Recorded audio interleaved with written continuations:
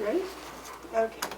Let's call to order the December 30th meeting of the Carroll County Commissioners. Would you please join me in the pledge today?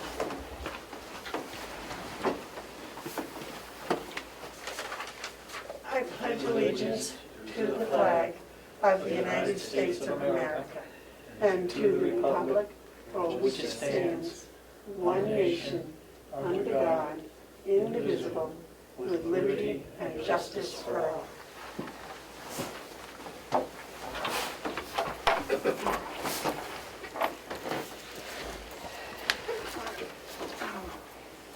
Are there any additions to the agenda?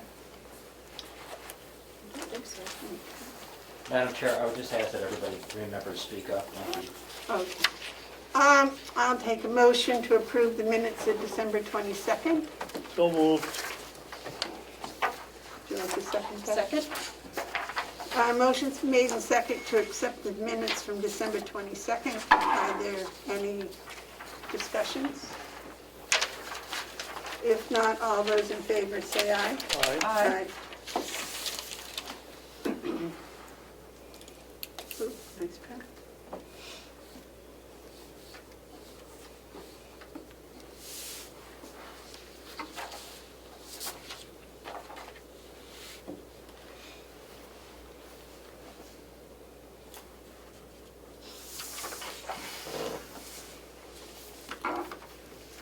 Melissa, do we give all of this paperwork to Laura?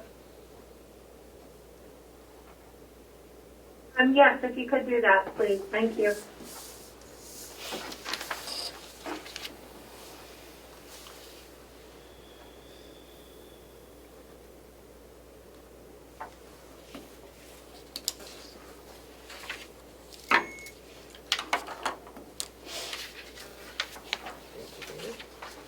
Pleasure. Okay, are there any media questions? Is there any public input?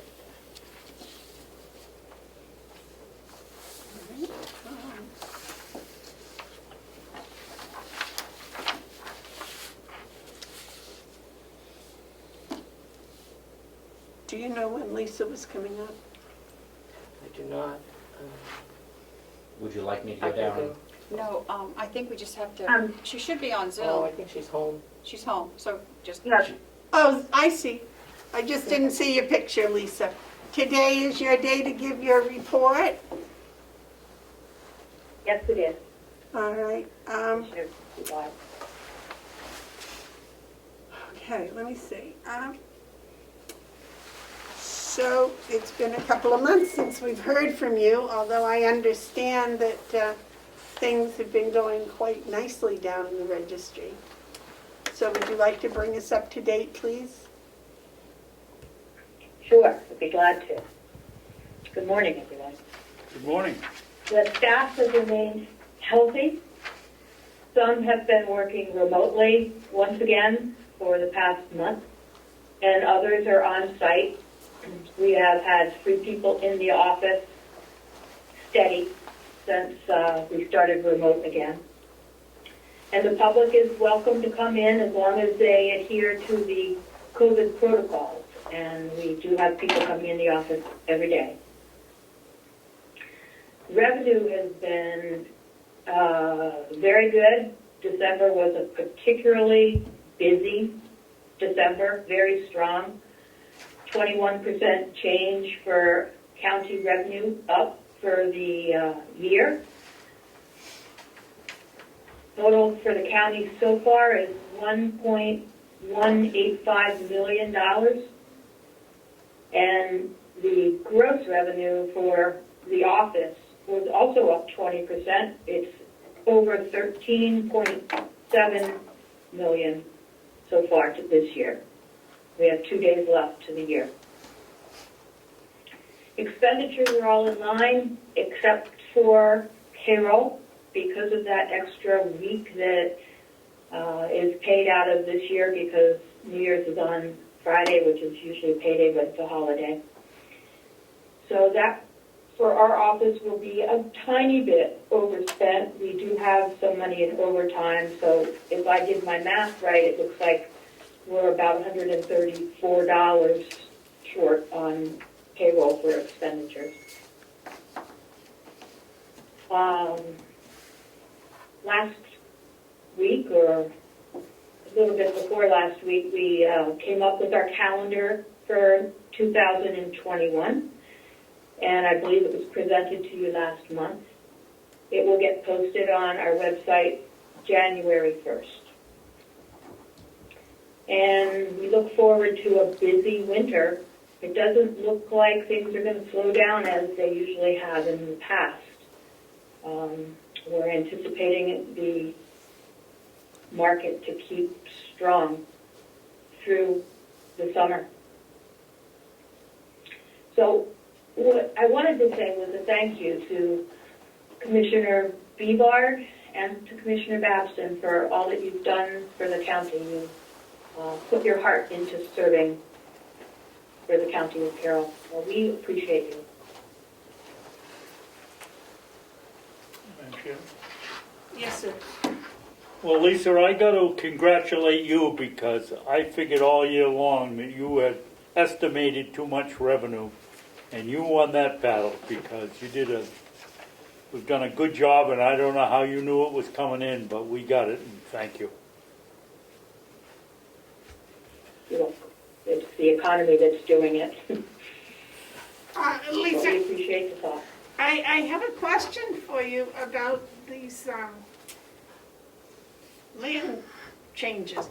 Are they large purchases, or are they medium income people, or who's buying and selling land? I'm not sure I can answer that, Commissioner Bevard.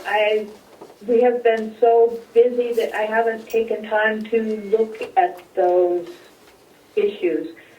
What we do is we receive the documents and review them for their legal status and figure out if we can record them and put them on record and move to the next. You really haven't had time to review the content of them. So far this year, we've had over 16,600 dockets. And last year, the whole year, it was only 14,150. We've been swamped. So I haven't had much time to put into that kind of analysis, and I'm not sure I'm the right person to do it. That's a full market analysis of what's happening in the county. Everybody seems to be wanting to buy in. Anything that goes on the market is selling quickly.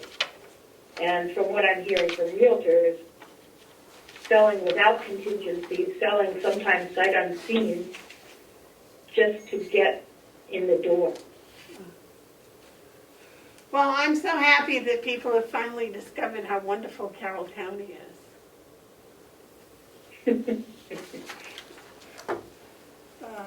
We knew it was wonderful all along anyway. Yes, yes. Any questions for Lisa?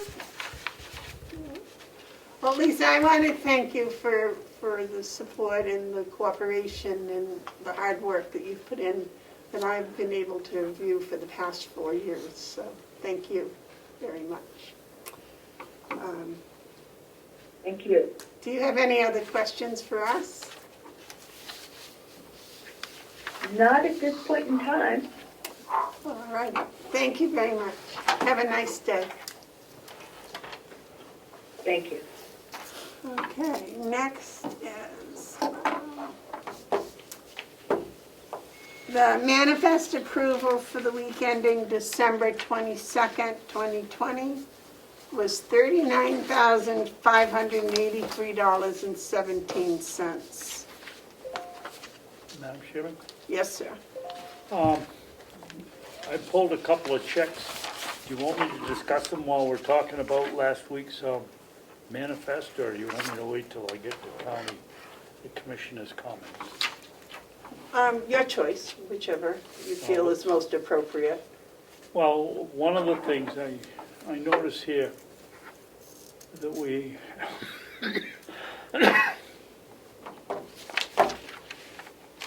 have from Pitney Bowles $1,600 for We have a postage meter for $1,250, $300 for postage meter, and $50 for postage meter for a total of $1,600. And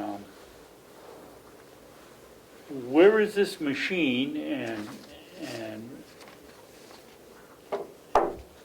5,100 is the nursing home, is it not? I believe that is the one that Paula uses. Did you ask Howie about it? No, I didn't. I just pulled them out to bring up here to see whether we should be doing something with that. And then I have another one here for an individual. I thought our policy was that that if you used the company credit card, you didn't use your own credit card and then get repaid for it. I thought we changed that a couple of years ago. I would suggest that you ask the individual if this was some sort of a special Oh, yeah, it's right there. occurrence.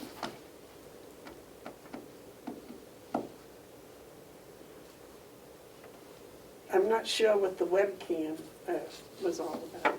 That might have been part of the holiday.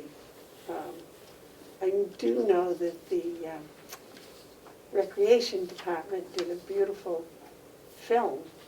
I don't know if that was all part of that or not. I'm not questioning what the purchase was. I'm questioning whether they followed the procedure.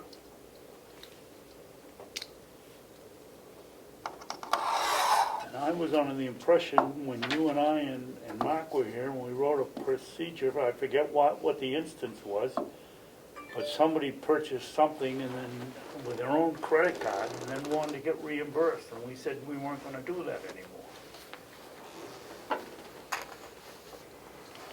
Maybe I'm wrong. Well, I believe that's the credit card policy. I don't know if it was ever adopted or not, but that was the one that we had discussed.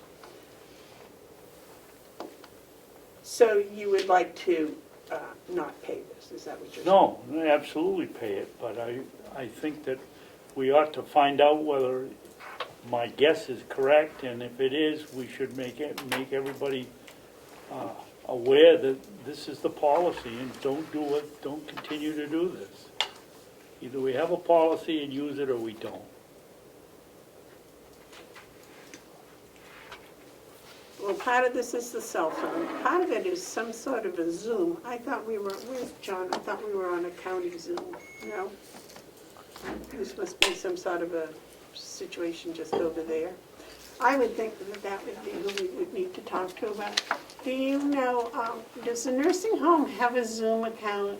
We have several on the county because each Zoom account is allowed one simultaneous meeting, and we do frequently have several meetings going on at once in the various departments. So the one that IT purchased is the one that we use here for dedicated to the commissioners in the business office. I believe the nursing home has one, possibly county attorney has one, and also possibly I don't know if the jail has one of their own or not, but that would be the other place I would look. The registry does too, doesn't it? I don't know, Um, but yes, we do have several Zoom accounts, and one thing we should look at when the renewals start coming up is whether we can consolidate those into some sort of master account to allow for so that we can host multiple meetings simultaneously and potentially save the county money, because one master account may be less expensive than 4 or 5 individuals. I don't know. Okay. Because apparently there's an individual that's been paying for it with their credit card. That I can't tell you. Okay. I know that the one that the commissioners, the one we're using is paid out of my county-owned credit card. So it's paid for directly by the county. All right. I would double check to make sure that he realized that it was not the county credit card he was using, but it was his personal one. That would be my first question.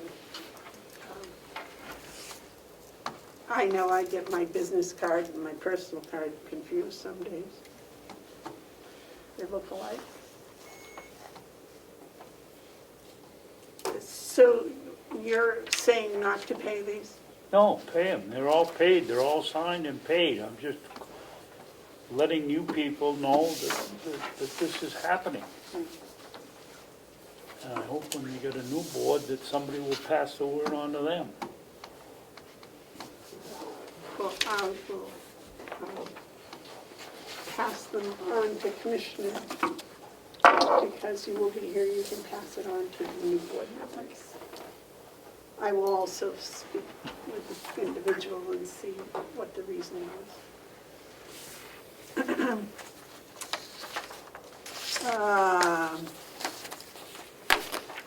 Michaela coming? Is Michaela on the, No, she's in-house, I think. Madam Chair, I just received a text message from Attorney Andruzzi asking if she could be in the meeting in 15 minutes. okay, yep. So that would make Thank it you. 9:40. Madam Chairman, Yes, sir. what is the G in there? I can't read the print. That's GovernmentOversite.com. Oh, That is, okay, thank you. nice. Fergus, would you like to give us your CFO report, please? Sure.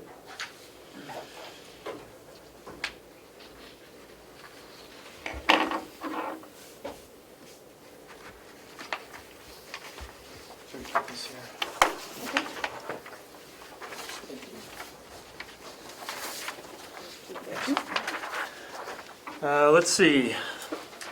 So I did finish reading through all the draft audit materials. We have only 6 closing entries to make. One of those does address payroll accruals from last January. My question for you is how you would like to proceed in terms of scheduling a presentation from them, whether you want to accept that or how you would like to act on their draft.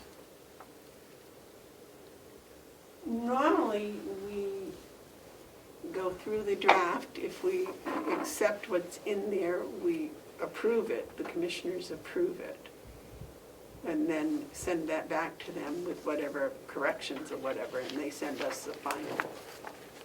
So you say there are 6 corrections? The closing entries, as part of their materials, they included 6 closing entries to be made for 2019.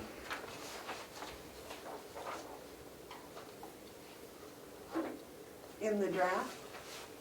That was in the supplemental 11 Excel spreadsheets, which also came with the draft.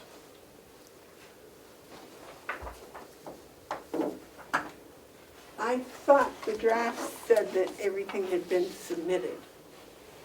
So there's the narrative draft, which is some 45 pages, and then in addition to that, there were, their standard spreadsheets about the general fund, about the nursing home.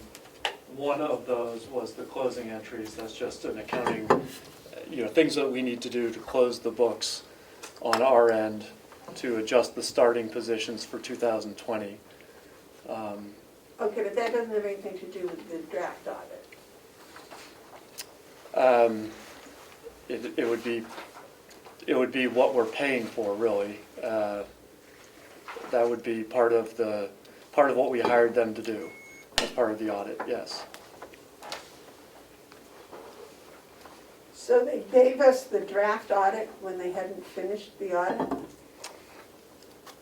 No, they 2 Fridays ago they sent us the narrative draft audit, and in addition they sent the financial backup that got to things like what is in the draft financial statements in the draft audit. It's the Right, supporting we all got that. It's the supporting documentation We all that says got how we got this number.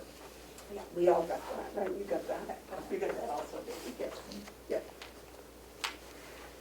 But I did not see any place where it said there was missing material. I thought they were ready to have us approve the audit. No, there is not missing material. So is your recommendation that we accept the draft audit? It came up last week, and I believe the decision was made to sit on this for a week and think about it, and then you're going to revisit the issue today. Well, so that's why we're asking your opinion on the draft audit, the audit draft. Is it acceptable? I didn't see any reason why we wouldn't accept it, make those closing entries, and move on. So we shouldn't accept it until after those closing entries are No, made? that, we would just do that. That's all part of it. I don't want to get hung up on the closing entries, but that was one of the materials that was sent to us, which would be consistent with any audit. They would send us closing entries, which is their adjustments for things like depreciation, for example. So it's your opinion that the draft audit is acceptable? Yes. All right. David, what is your opinion of the draft audit? I think it's fine. Terry? If Fergus thinks that it's fine, I didn't see anything wrong with it myself. Joe? Thank you, Madam Chair. I also reviewed the draft audit, and I see nothing wrong at this point, so I think it could be accepted. And that is also my opinion, so. I'll wait a motion to accept the draft audit. I'll second it.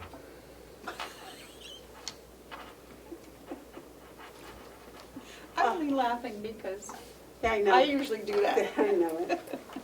I'll make the motion. Did you get that, Melissa? Terry made the motion, David Yes, I did. seconded it. Yeah. Okay. Is there any further discussion? All those in favor say aye. Aye. So we now have a completed audit. December 30th. Amazing. Would you like to continue with your? Sure. Also on my to-do list was just following up on a question about a grant that had come to the attorney's office.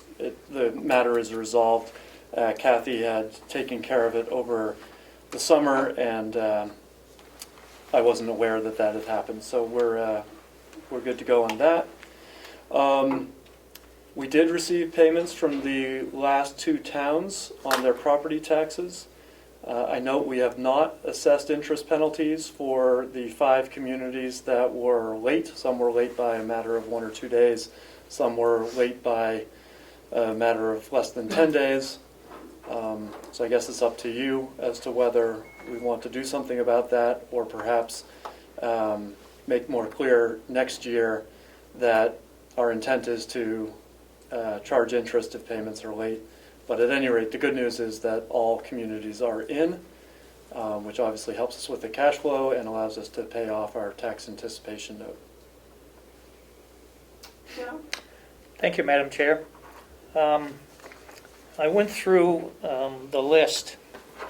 At the time I did this, Bartlett had not paid, nor Hart's Location. And there was a few others that paid a few days late. Since then, both Bartlett and Hales has, has paid, although the envelopes were postmarked, I believe, December 22nd, December 23rd, and we received them, what day was it, Fergus? The last payments came in on Monday. Monday. Excuse me, Joe.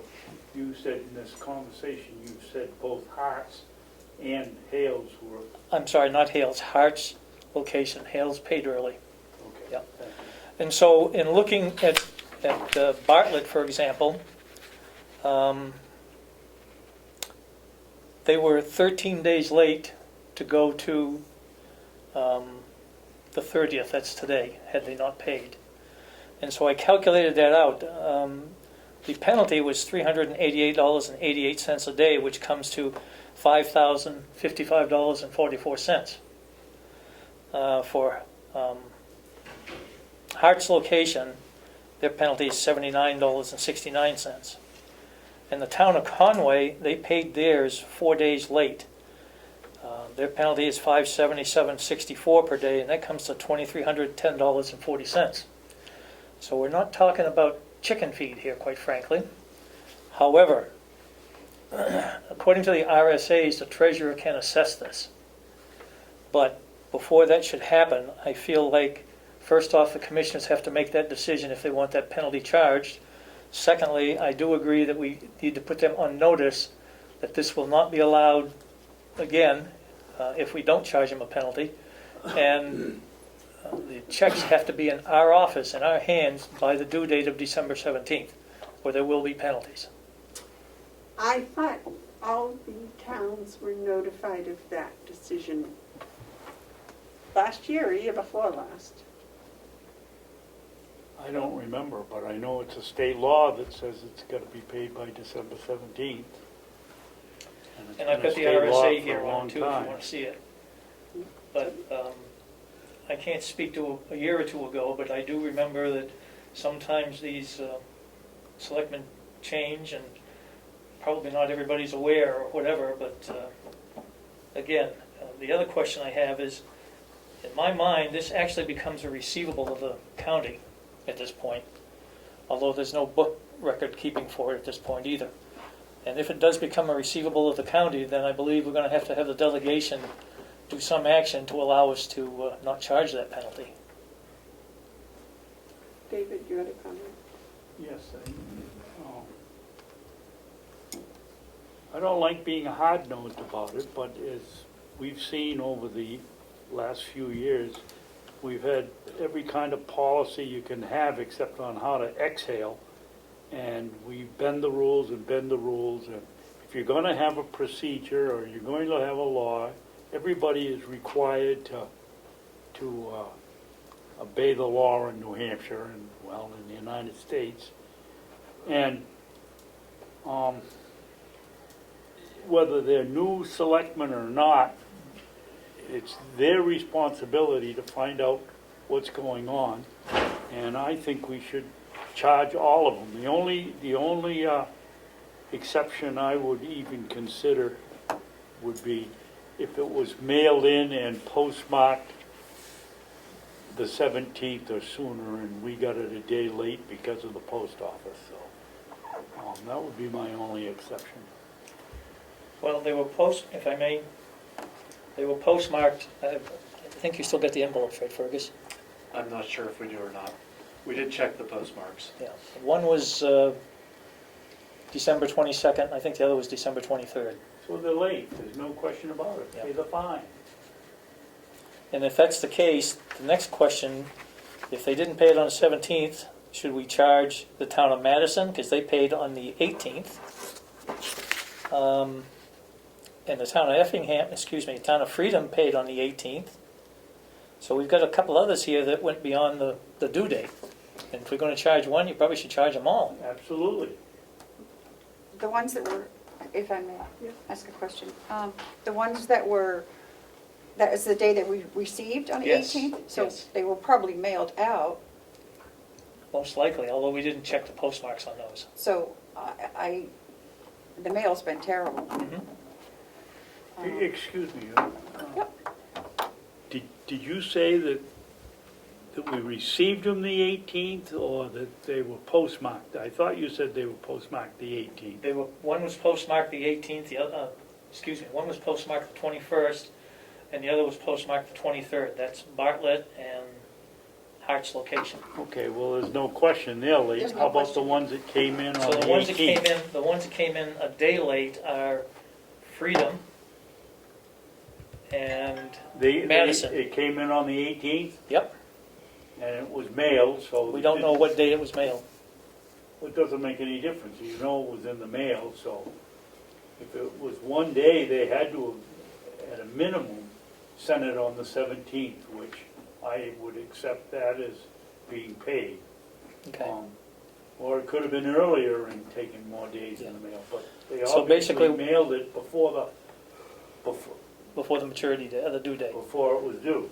So in that case, what I'm hearing is we wouldn't want to charge them because it was one day, and it could have been the mail. Melissa, you have a comment? Madam Chair, I just wanted to comment that the office was closed due to a snowstorm on the 17th. So if 2 towns were received on the 17th, we wouldn't have known because no one was here to check the mail. Very good, I didn't realize that. And what about the third one? Do you know when that came in?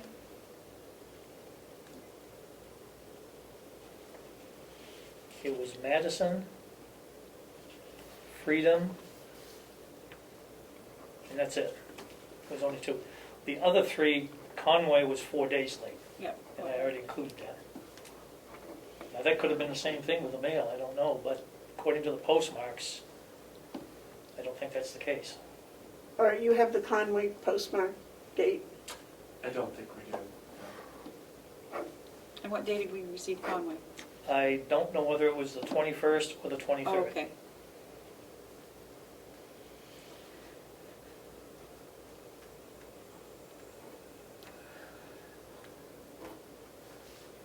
And the method to calculate this is you take the amount that's due times 10%. That gives you an annual rate. Divide that by 365 days, and then multiply that number by the number of days late. And that's how you come up with the total for the penalty. So if we're going to do a penalty, but if we say it was mailed on the 17th, we won't give them a penalty for it being late. We need to know that these that were 4 days late when they were mailed. It seems to me that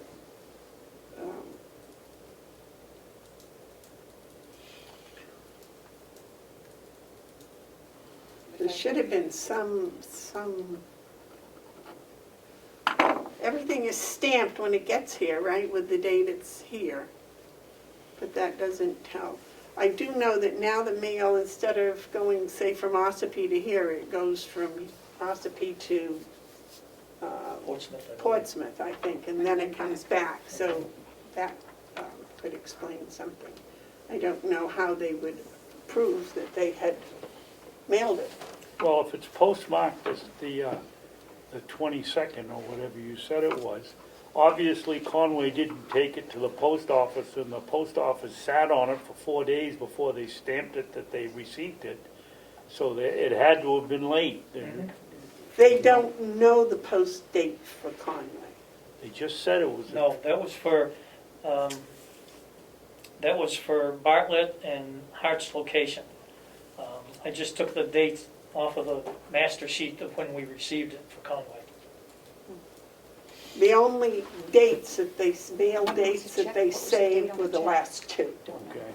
The first 8 apparently weren't saved. They didn't take photocopies of the checks? Do we take copies of the checks, Fergus? I believe so, but you're talking about the postmark, right? Yeah, but if the checks are dated, If they dated the 18th, they didn't mail it. That's on right. the 17th. Right. so if we've got copies of the checks, we can see when they were actually written. I guess so. If I may offer my opinion on this matter, the ill will that would be engendered with 5 of our local communities by pushing this matter when it's unclear to what extent they had noticed that they would be subject to a penalty, I think is not worth pursuing, but I would recommend that next year we make it clear, perhaps with the treasurer's assistance, calculate in advance what the daily penalty will be for being late, and then enforce it moving forward.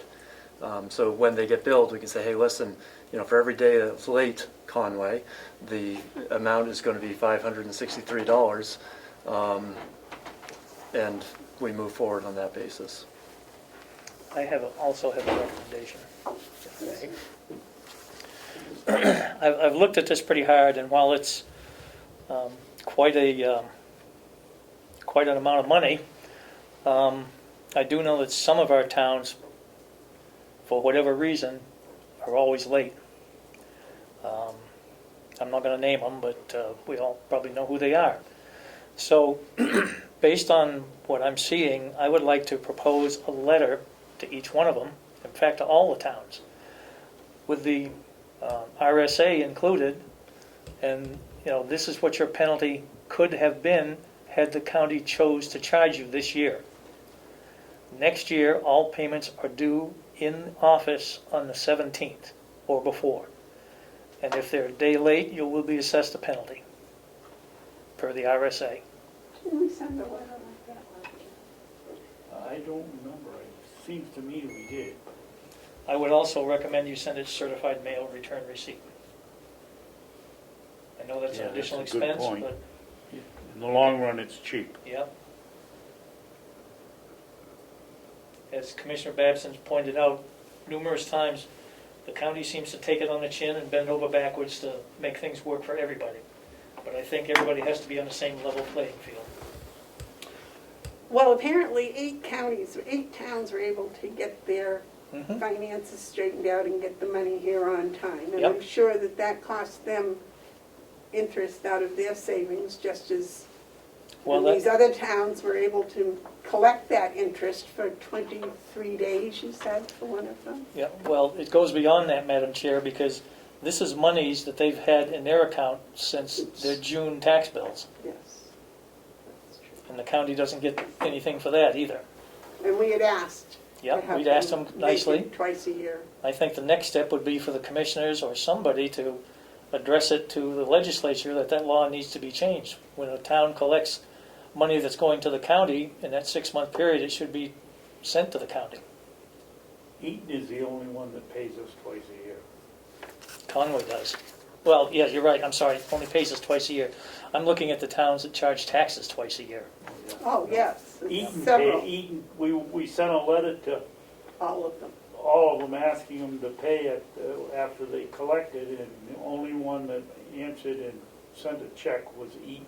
Yeah, and so that's why I think it's gotta be a legislative thing now. You can't demand it because there's no law about it. All right, so what are we gonna do this year about these that were late? I mean, I can see giving a 3-day grace period, but 13-day, I don't know. David? It just isn't fair. I was in the office at probably 3:30 when the nice young lady from Wakefield drove all the way up here to present the check on the 17th so it would be on time.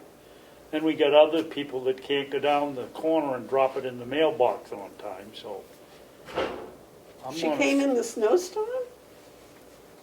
Whatever the day it was the 17th. If that was the 17th, she came in, because I talked to her.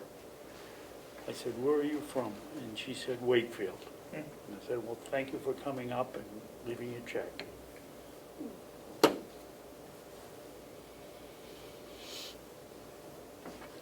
So you wanna make a motion?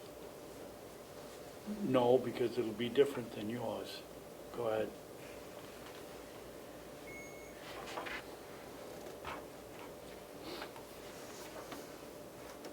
Do you wanna make a motion? I'm torn, because I can see both sides.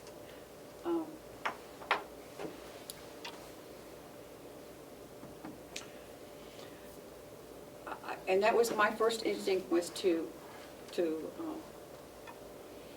let it go this year, but send a tough letter and say this will not happen again.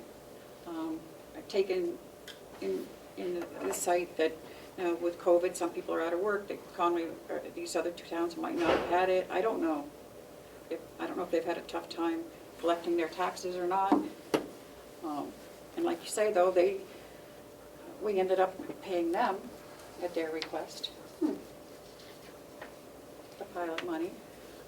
So I will go with whatever you two desire. Joe? Thank you, Madam Chair. I am too a firm believer in not going in with guns blazing. I do think the certified letter showing them what their penalty could have been had we chose to assess it, which we can do by law. And with a firm realization that going forward, anything that's a day late, you're going to be charged, period. No questions asked. Mayor? Joe, how much money are we talking totally? Well, I only did the 3 towns, Huh? so it's, 12,000? no, it's, little under about $8,500. That was just 3 of them. Just the 3 towns, that's Not not all of them. not for everybody that was a day late or whatever. And I do agree that the day late with the postage, the mail system, the COVID and everything else. And I think we can cover that in a letter. The reason we're allowing this to happen this time is because of those issues. But going forward, once again, they're due on the 17th, and if they're not here on the 17th in the office, then you will be charged. That way you're showing them what you could have done to them, and you're showing that you're working with them. Yeah, we're biting the bullet on that amount of money in these tough times, but I think, not politically, but I think it would go a long way with relations with the communities. David? Do we have any kind of record over the past 10 years of who is paid on time and who hasn't? Yeah, I don't think I can attest to that. There may be something out there, because this is a master sheet that was prepared by the finance department. Oh, I'm sorry, maybe it was prepared by our coordinator. But irregardless, if there is one out there, I haven't seen it. I do know that, as I mentioned, there's 1 or 2 of them that are usually always late. Well, as long as I've been here, it's been a law, so they've had plenty of warning that That's true. that's the law. Mm-hmm. And, I mean, I'll go with what the commissioners decide.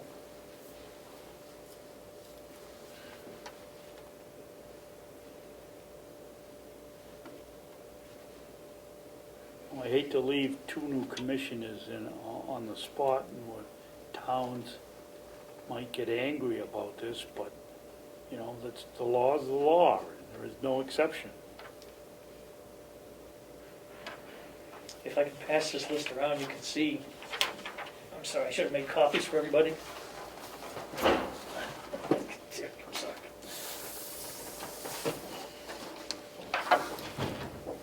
And the other question I would have, Madam Chairman, is 8 years ago when I started here, there was nothing that was ever stamped when it came in, and I insisted that everybody get stamps and stamp the thing so that we know. What good does it do to stamp the envelope and throw it out? Why wouldn't you stamp the paper that you got with it? Yeah, with a copy of the check and you file it.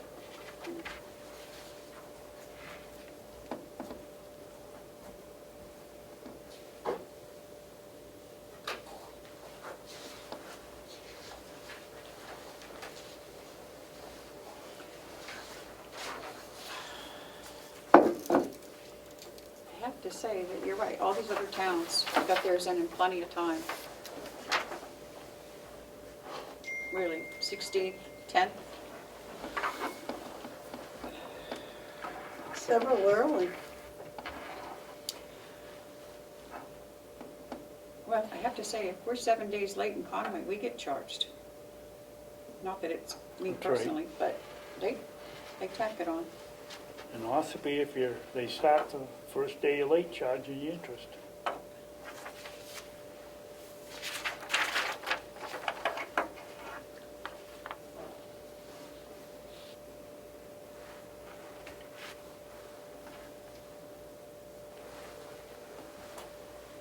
Well, I'm still awaiting a motion. So the 2 towns, right, that we're really concerned with, Conway and Bartlett? Bartlett and Harts.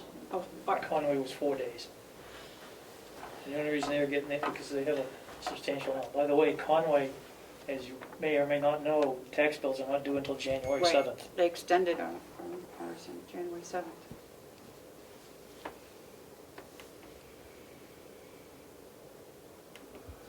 But my feeling is that we can't just do it for, if we're going to do it, we've got to do it for Across all the of them. board. We can't say, okay, you're okay because of this, or you're okay with that. It's got to be all of them. We can't just pick the 2 that.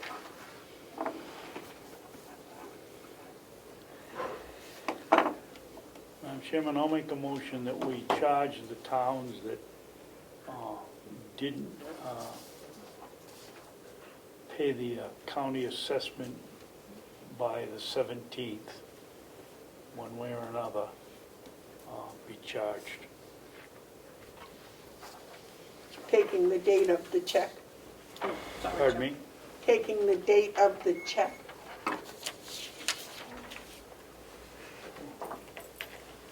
I don't think that makes any difference if we, if we get a second, we can discuss it and change the. Okay, I'll second for discussion. John? Yeah, Madam Chair, again, the date of the check may reflect that they wrote the check out prior to the 17th. Right. And in that case, if they're a day or 2 or 3 late, I would actually blame that on the mail system, the COVID, and those sorts of things. We're not out here to try and proverbially nail the towns for a day or 2 being late. Once again, I think the idea of a certified letter will, again, keep them on notice that you're getting a ride this time perhaps, or perhaps not, but it won't be tolerated going forward. And here's the law. Well, the only thing is according to David's motion, if they're late, well, we have to know what's determining whether they're late or not. Apparently, the envelopes that the checks came in were not saved or Yeah. not recorded. So we have no evidence for a mail date. Mm-hmm. We do have the evidence of a written check date. Mhm. So if we're going to say they're late, we have to pick something for a date, I believe. Okay, I'll make it the date the check's written. All right, is there any further discussion? Yes. David? What prevents somebody from, or a town that writes the check on their Thursday meeting or their Friday meeting and doesn't get it to the mail until Monday, and that causes them whatever the date sequence is to be late. I don't know that putting on when the check was written is it's supposed to be in this office by the 17th. It doesn't even talk about, they only talk about the postmark. It was mine when I started this, that's where I cut some slack. But the law says it's got to be in this office by the 17th, so it's either here or it's not here, and if it's not here, you pay. All right, is that what you'd like to make your motion? Yes. Melissa, would you make sure that's in the motion? Madam Chair, would Commissioner Babson mind restating his clear where we are right now with the discussion? Okay, I make a motion that we assess the penalty to any town that, or community, or municipality, or whatever legal term we want to use, that didn't have their check in here by December 17th as the law states. I'll second.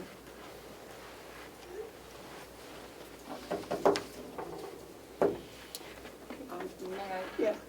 And I think along with whatever we send an invoice with that, I think we should also send a letter with the RSA stating this is what will occur from here on in. This will occur. Yep. You know, as Yes, a, yeah. And if I may, that letter should also include that you have been notified of this previously. Well, the law has been in effect for a number of Yeah. years. And this whole thing is based on the law. okay. That way it sort of takes it off the... Okay, the motion's been made and seconded.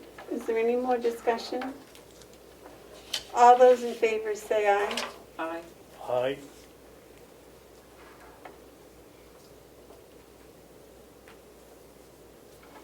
Aye. I was going to abstain, but that's okay. How did you vote, Madam Chairman? In Yes. favor of it, yes. Okay.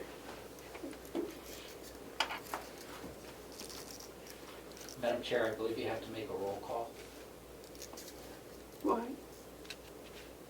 You're on, Sue. But we're all here. We're all All here. present. Okay. I think if it's only if Stay one of us. corrected. If one of us is out, you have to make a roll call. True. I just reread all of those rules and regulations to make sure that we were okay doing it the way we're doing it today. Next, Fergus. I just note that Attorney Andruzzi is here, and I don't know if you would like to move her up on the agenda. We're almost done with your, So you'd like me to continue? please. All right.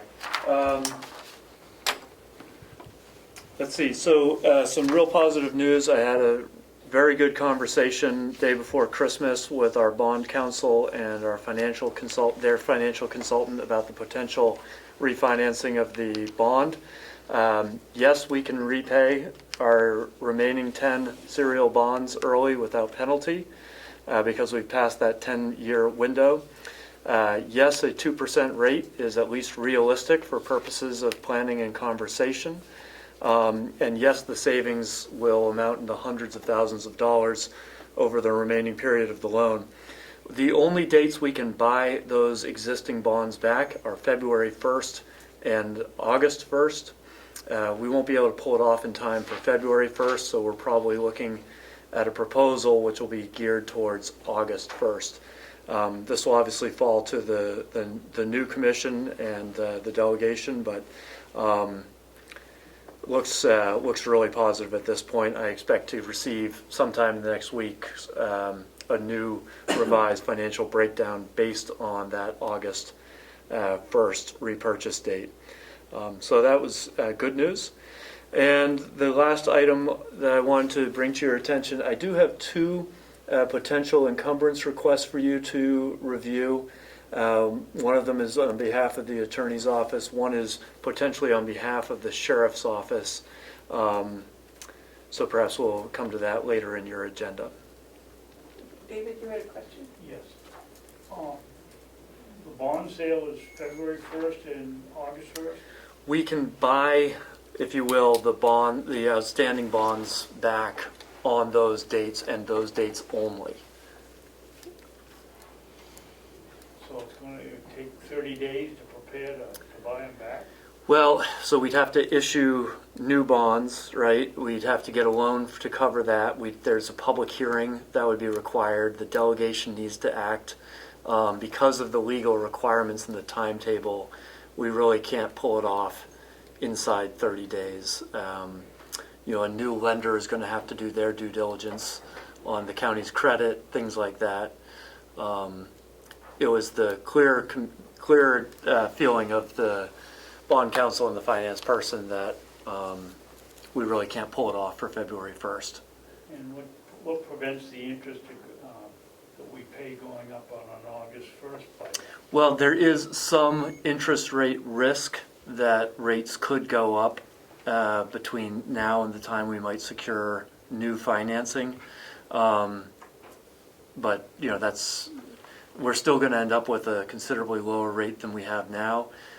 Rates may not change in that period of time, so there's not a whole lot we can do with it. We can't control that anyway, so we should anticipate an August 1st timetable.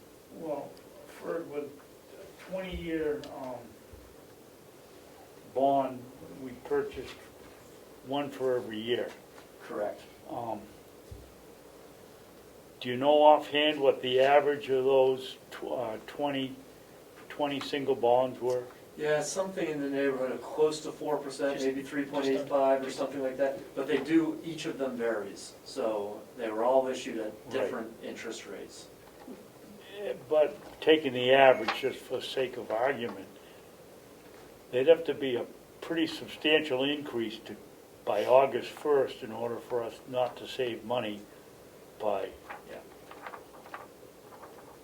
paying off the bond and buying another one. Correct. Thank you. Joe? Thank you, Madam Chair. In reference to Commissioner Babson, I think the blended rate is something like 3.85 or 3.88, something in that range, not to quote exactly. And I do believe there's going to be a substantial savings. The bond rates are way down. In fact, I looked at some a few days ago and they were less than 1%. We do run a rate risk. two issues that I have. I see that it says we won't have to pay a penalty. As long as we've got something in writing from whoever issued that statement, I'm happy with that about no penalty. And I believe they're correct. There is no penalty based on the 10-year time frame. But I just need to have it in black and white. The other thing is, as Fergus has mentioned, we may have to do a short-term note in between point A and point B. And so I got to get my arms around what that figure is going to be. Certainly make preparations with the banks or bank so that we can have that in place moving this forward. And the short-term loan would be because we're selling the bond at Yeah, we haven't got the new ones 4%. replaced it yet. We anticipate something like 30 days. Yeah. So probably for the month of July. And the total cost of doing all this is expected to be something in the neighborhood of $60,000. 50? 60, which is still a bargain given the savings that we're likely to incur. Joe? Thank you very much, Madam Chair. If I might add, and I mentioned this to Fergus too, if we have the possibility and the commissioners are desirable, we probably could put the amount that the Registry of Deeds needs in this bond to finish off that archive project.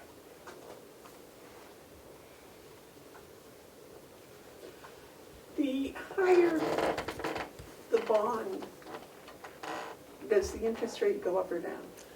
I think it's based on the term of the bond, not so much the amount. Okay. I'm And- not and really it would be- familiar with bonds. And it would be put out to bid. Yes. So that's why we got 20 different rates for the first series. In fact, what they were suggesting is that we may not end up issuing a bond, but we may do sort of a conventional loan with a bank at, for something in the neighborhood of $12 million.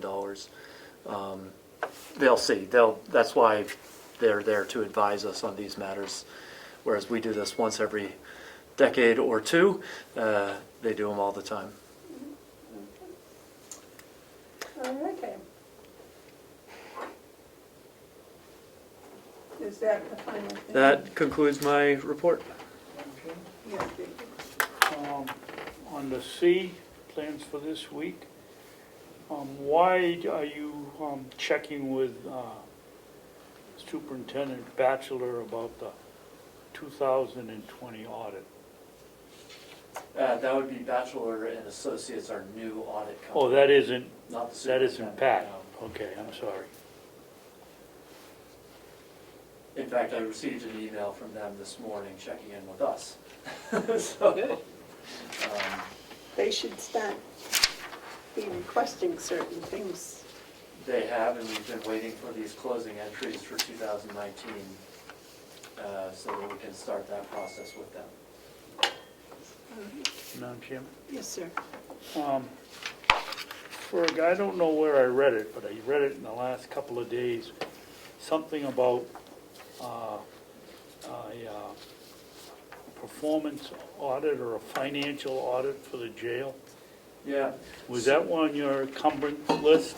No, it's not. And so the background on this is that the delegation had previously intended to do a separate audit on the jail for 2019. That never happened. It was never put in place. I did have an informal conversation with some of the folks from the delegation asking whether they thought that was worth pursuing at this point, or if it was something they wanted to revisit, or perhaps if they wanted to look at 2020 instead of 2019.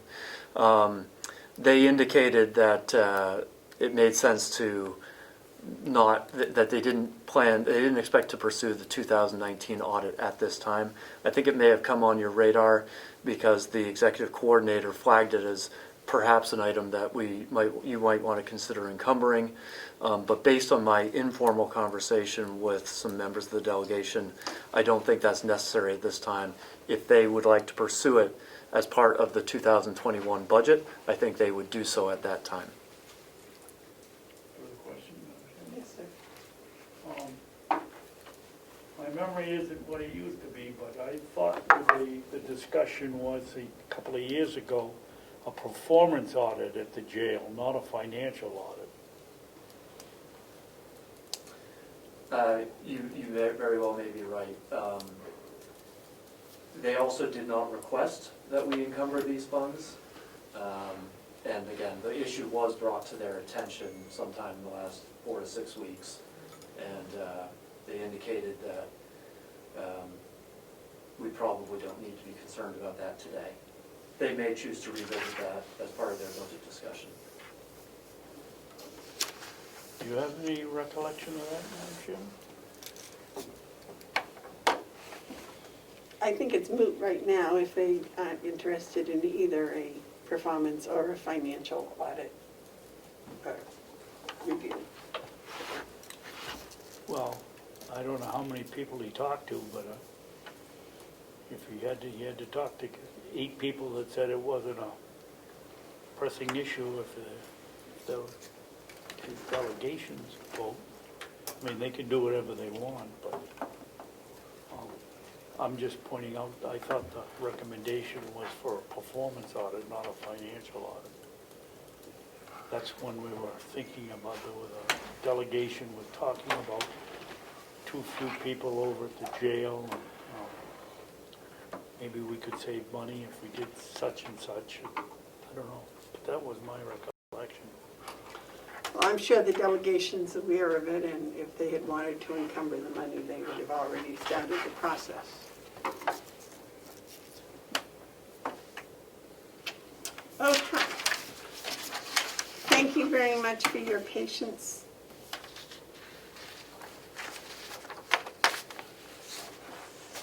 Ms. Andrewsy. Oh, hi. I said thank you very much for your Sorry, you patience. didn't say my name, so I was busy. Sorry, I apologize. Good morning, everyone. Thank you for having me here.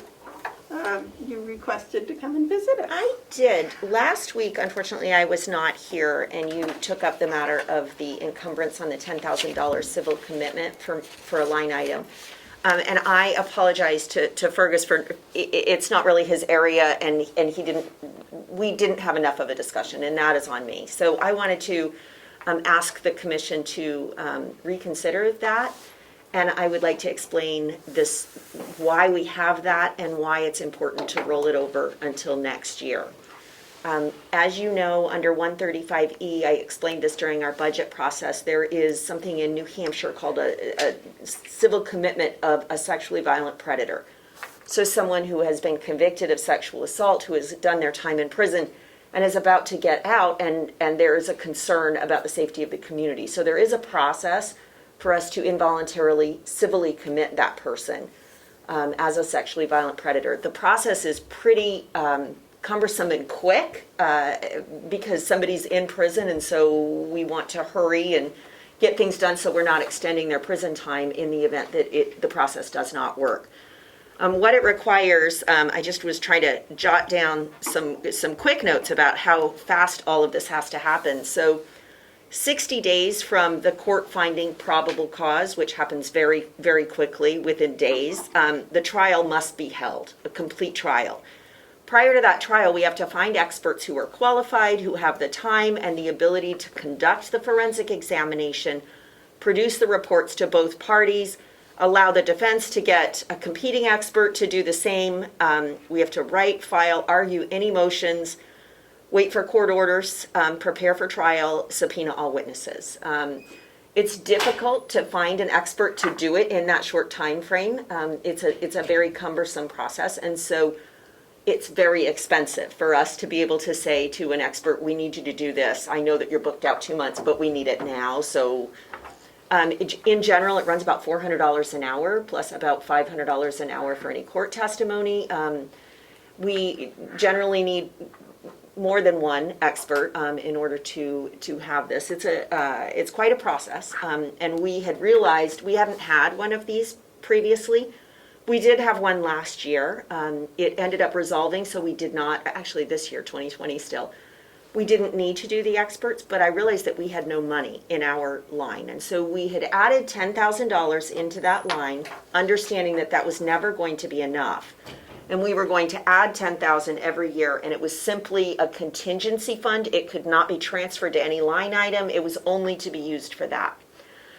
So what I didn't know, because Fergus was brand new when I was writing all of this up and presenting it to you all, I did not know that I could roll over 10,000 to the next year, rather than just letting that 10,000 lapse and asking for 20,000 next year. So I asked for 20,000 next year, but my preference would be that we roll over 10,000 from this year, which we did not use, and lower that line item for next year to 10,000, which is something that I would present to the delegation. So even though it looks like I'm asking for 30,000, I'm actually still just asking for the 20. I want to reduce that line item to 10,000 to add for 2021 and encumber 10,000 from 2020. And I'm sorry I didn't make that clear, and I should have been here last week prior to you addressing it. So that's what I'm hoping the commission understands and would reconsider. David? Thank you, Madam Chairman. Attorney Andrewsy, how does that work in as an encumbrance? You haven't ordered anything, you haven't had a case. Wouldn't it be some kind of a reserve fund rather than an encumbrance? Yes, and I don't know what it's called. I just mean that I want to roll it over and keep it in there and not let it lapse and go back into the general fund. And I would think it would be a reserve fund of some sort. It could only be used for civil commitment, and you could add it up because you don't have a case, you haven't had to hire an interpreter, you haven't had anything that fits into encumbering, but you could have a reserve fund. Right. I would think. And it is a contingency fund. I'm sorry to interrupt. It is a contingency fund for that. I just don't know, at the time that we initially did that, we didn't have Fergus here, and I didn't know how to do that, and I was not instructed how to do that. So now that we have Fergus here, he has instructed me that we can actually roll over monies, and so that's what I'm asking. I guess you're correct, Commissioner, it's not technically an encumbrance, it's more of a rollover. I don't know how that's called, but that's what I'm asking for. If I may address that, we don't have a separate reserve account legally established to receive. We don't have an existing reserve account established to receive this money. So our recommendation is that we preserve the $10,000 for now with the intent of creating that reserve in the future, probably in the next quarter, probably with the consent of the delegation, as part of this ongoing conversation about how we need to create this fund to support this need that comes up irregularly. Why don't we keep the 20,000 in the budget and make it a reserve fund? It sounds to me like you have time to set up a reserve fund before the budget is going to be approved. So when the budget was approved, it would be a $20,000 reserved fund. And that way no one could touch it except for this. You have your full $20,000 as you want, and you're not getting into any problems as to things that can be encumbered or not. But the 20,000 is already in the budget. We already put it in. That was what we had anticipated, that it was going into a reserve fund, and Fergus can get that all set up before the budget's approved. It shouldn't take that long, right? Correct. But at the same time, the delegation could move to cut that to zero. It makes it much more palatable to them to say, hey, listen, we're not asking for 20, or the attorney's not asking for 20, she's only asking for 10. And we can continue the conversation. Right, but that's not transparent. I think we need to be transparent with the delegation and say what we had anticipated this as a $10,000 that was going to be a reserve fund. The commissioners realized that did not occur yet. So they made it 20,000, which is the 10,000 and another 10,000. And then you can say, and you've now made it a reserve fund, and it can't be touched for anything except that. And that way we get away from the whole what is and what isn't encumberable, and we have it very obvious to everybody involved. And I think the delegation last year, if I remember right, when we presented that, was quite comfortable with the idea that it was going to keep increasing over the time. I don't think they had any objections at all. So I just wanted to make sure, because I know that there's been a lot of talk about decreasing the overall budget, and I was trying to do what I could to do that. So it's not up to me, commissioners. I just presented what I would like to have happen, and if you vote against it, then you vote against it. Then I will keep the 20,000 and make that request to the delegation. I just think that would be the most transparent. Yes, Joe. Thank you, Madam Chair. It would seem to me that the presentation to the delegation can be made that, yeah, it's 20,000 this coming year, but 10,000 of it dropped out of the last year's budget. And so in reality, that's part of the 20,000 this coming year. It's a matter of presentation, I suspect.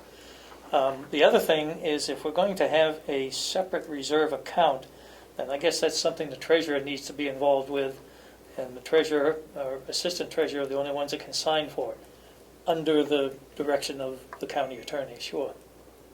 But the commissioners have to approve withdrawing out of it. And I believe the delegation also does. I don't know if the delegation does at that Reserve level. account. I don't think so. I think the executive committee has to, but that would, If you'd I need may- to investigate Yeah. that. That's something that needs to be investigated, I agree. Because I think once it's established, and once it's in the hands of the treasurer, and the commissioners approve a payment, which is no different than the checks you approve, I think we can go ahead and do that. But you're right, further investigation. I don't want to complicate the issue. I want to make it simple and easy and transparent. You have a comment? No? Shirley? I don't think Michaela has a choice here. January 1st, the money goes back into the general fund, and that the only thing she can do is tell the delegation that it was intended for civil commitment, and 10,000 that went back into the general fund, and we all agreed that this fund should be there, and I don't remember whether we had a limit when we discussed it the first time, how much before you stop putting money in, but was it 50 or 60,000? It was 50, I think. Somewhere around there. And just tell them that this is another 10,000, so you're putting 20 in total. And making a proper fund for it. Yes, Joe? Thank you, Madam Chair. It sounds to me like the adage I made about the generator. There was no funds set aside to replace the generator, which turned out to be a World War II generator, and it cost the county thousands of dollars before we could get our new one. This is a good move because it won't cost the county thousands of dollars going forward because you've got some reserves set up. And I know reserves are not a good thing when you're talking about taxpayers' money, but from a financial standpoint, it makes perfect sense. Right. And I think that's part of what needs to be presented too. And I would just like to say that when we do set that up, it needs to be different than purchasing something, because Yes. I won't have time to look around for, or to allow anybody to give me any input on who I want. It's part of the discretion of the county attorney to choose the expert, regardless of what the cost is. It would have to be up to the county attorney, because we need to find somebody that can do it quickly, and is qualified to testify. We can't be looking, put it out to bid or anything like that. So I just want to make sure that the Well, commission is aware I of think that. that'll be up to Joe and Fergus to get that into that fund and set that up that way. Sounds good? And if I may, whenever it's needed, you just let us know, because then it has to go through the check process. So it may take it a week or so. It won't be stretched out over a month or anything. So once the check's cut, we sign it, the commissioners sign it, you're good to go. Right. And we generally get billed for services like that, so we have more time to pay it, but we don't have more time to hire someone. So Yep. Okay. that's it.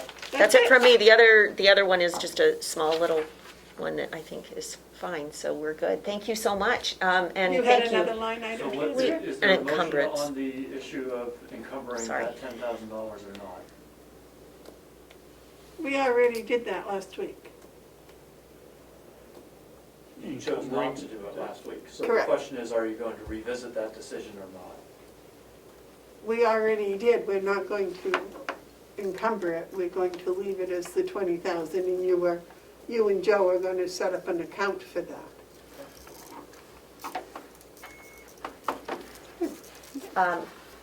If I might just take the opportunity to thank the commission for all of your work. I know I have two of you that it's your last commission meeting here, and I wanted to thank you for working with us and being so helpful.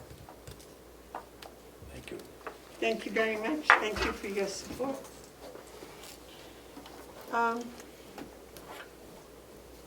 Okay. I lost my agenda.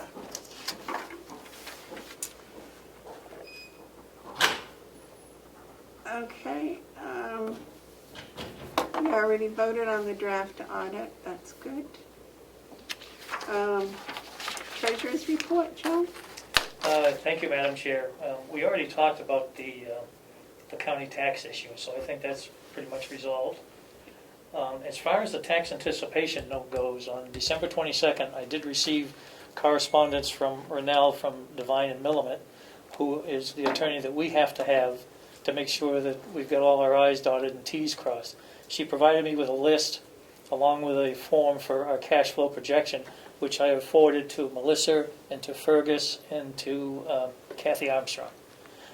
As I understand it, that's being worked on. And I was hopes to have it done today so that we could get it sent into them. But I think at this point it's still being worked on. We're paying interest on every day they take to. No, the tax note has been paid. Oh, it has, Yeah, okay. paid December 17th in full. Oh, wonderful. Thank you. And how much did we pay back, Joe? I don't have the exact number here. Do you remember how much we ended up That's with? like 8 billion, I think it was around 8.5 million, something like that. and we had a line of credit for 17. That's correct. But remember, there was two notes for it. Right, but the low note was less than, It was around 1%. Yep. so that's all we ever paid. That's correct. Nice, we never went into the big stuff. Nope. Whoa. I'll tell you. And this year, it looks like the rate may be 1.09. So that's 0.9% increase, which I don't think is that drastic. Okay. Anything else? That's all I have. Okay. I do not have anything on Hales, although I see Hales further down. That's the January meeting. Right. Do you have an agenda for that or No, something? I don't. Okay. Very good, thank you. Next, yeah, you have a question for Joe? Well, a question. I know that Denise asked me, she needs a copy of the budget, the voted budget that was voted. She doesn't have a clean copy, Okay. so I don't know who has that. Joe does. Okay. I'm pretty sure I've got it. I'll Okay, make so sure. that she needs that Yeah. to send in with her. Yeah. Okay. Okay. And the minutes where we voted to Approve the budget. approve the budget, so we'd have to get that from Melissa, because I don't remember when that was. Where's Melissa? So, She's gone. All right, next There is, she is, yeah, Madam Chair. Chris, you want to come join us, please? Okay. I'll get her later too. Okay.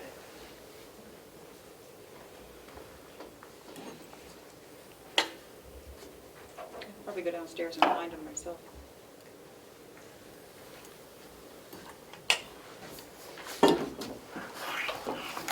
Good morning. Good morning. I'm here at this moment to ask, I was asked to see if I could pass along a question about editing. So our current sick time policy is for those who work 20 or more hours accrue sick time. And I was asked to see if we could gain approval to change that to 16 hours as opposed to 20 hours. The reason being, it doesn't really affect many people currently. I think actually it affects one person. But The example that was brought up was for hiring part-time RNs. So that would be working 2 shifts, 16 hours a week, allowing them to qualify to earn sick time. Madam Chairman, David? just to make sure I understand clearly, did you say working 2 shifts, 16 hours a week? No, total hours, so 2 8.5-hour shifts or whatever their normal shifts are. So it would be 2 shifts a week, 2 8-hour shifts, 8.5-hour shifts. And they get 6 days for that? They would accrue time based on those hours worked. Right now, the cutoff is 20 hours, so they would have to work more than 2 shifts a week. Well, it isn't just the nurses, it's everybody, isn't it? Right, it would be a county policy, but the question came from the nursing home with that thought in mind. So it kind of goes from working more than 2 shifts per week to 2 shifts per week, both being part-time employees. And these are part-time or per diems? Part-time. When you're part-time, you have a set schedule? Right.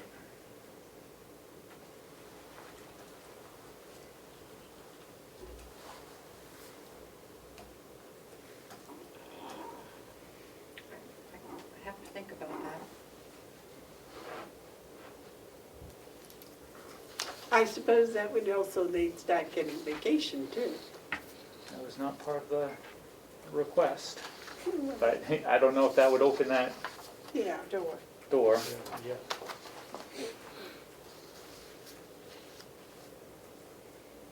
What would be the negative of doing it?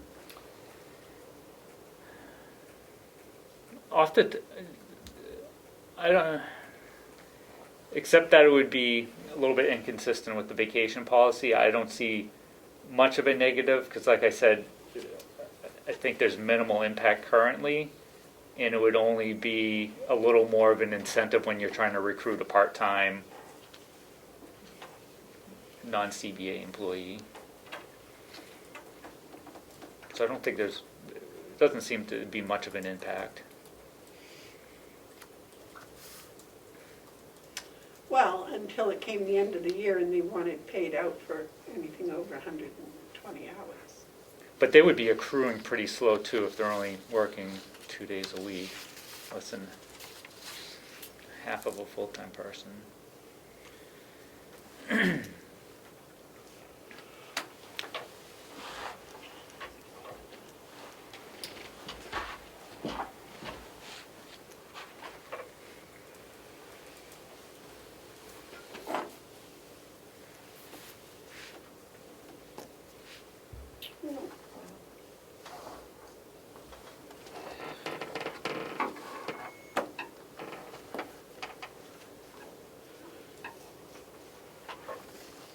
That would affect all part-time health on the complex.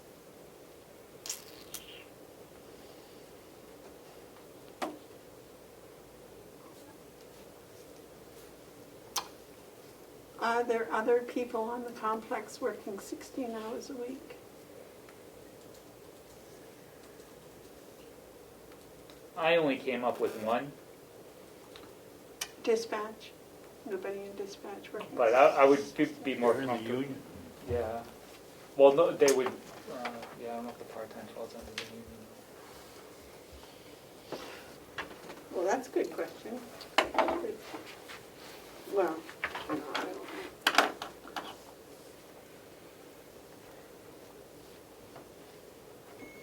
I don't really see, excuse me, I don't see a positive or a negative, actually. You know, that would help balance anything.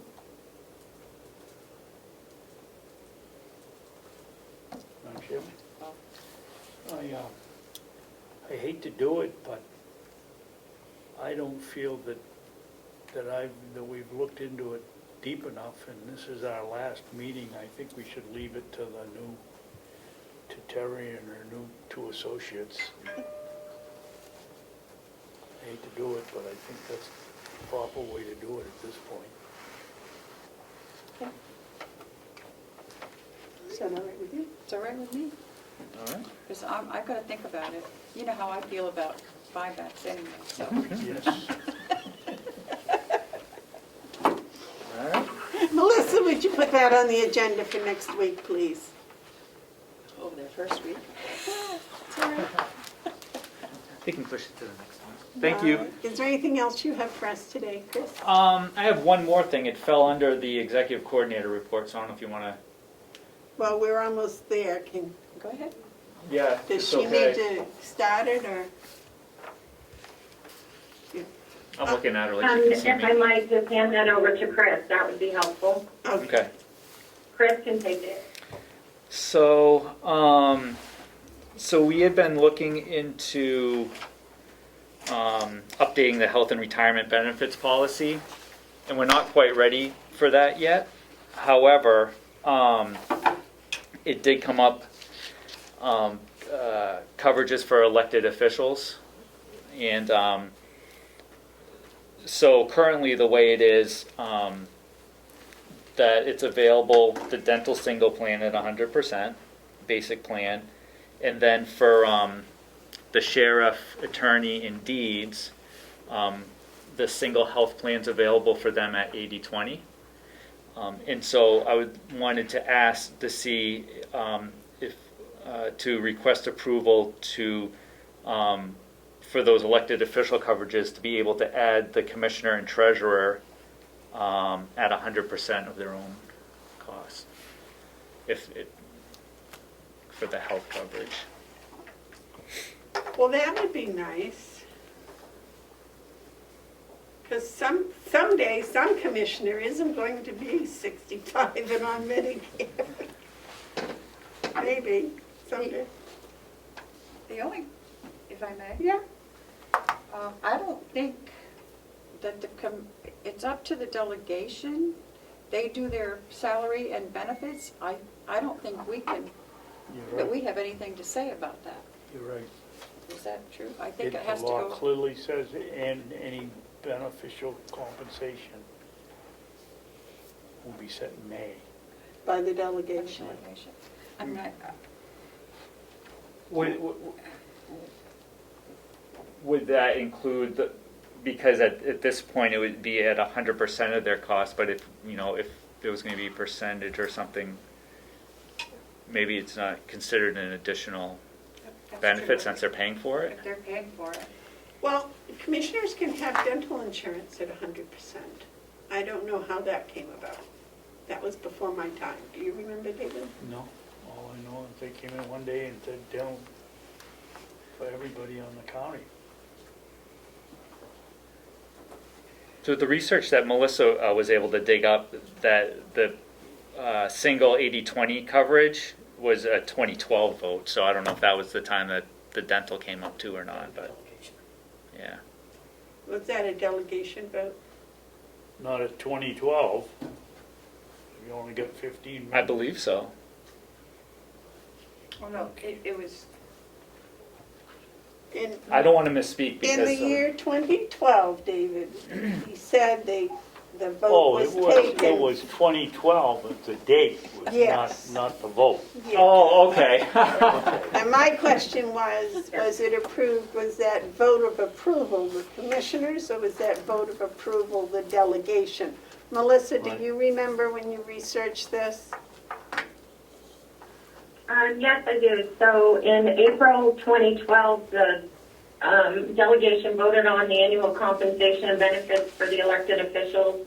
And at that time, a vote passed to offer medical insurance single plan at the 80/20 match to the sheriff, the county attorney, and the register of deeds.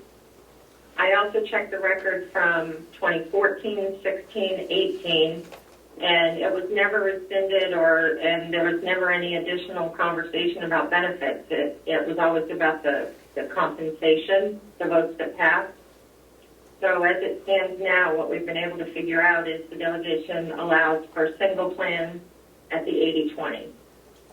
So the thought was that the commissioners and treasurer being allowed to purchase in at 100% isn't a benefit, but rather because the county's not paying anything for it, and we wanted to leave that up to the commissioners.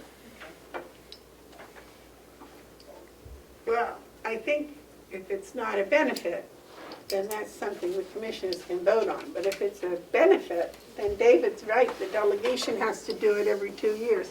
Yeah. Mr. Treasurer? Thank you, Madam Chair. I just want the record to note that up until recently, I did have 100% of dental on the basic plan. But since I've added my wife to it, I no longer have that free. I'm paying for a two-person plan.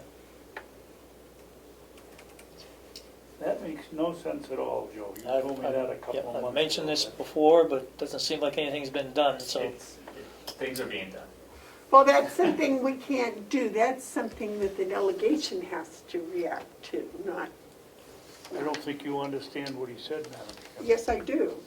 Then why would it be the delegation? Well, because the delegation approved it originally as a benefit for elected officials. Okay, When they are every 2 years, when they yeah. talk about benefits and pay for elected officials. So they're the ones that approved it. They're the ones that would have to change the fact that if he added a wife, that he still got his for free. No. Madam Chair, no. I'm paying for mine.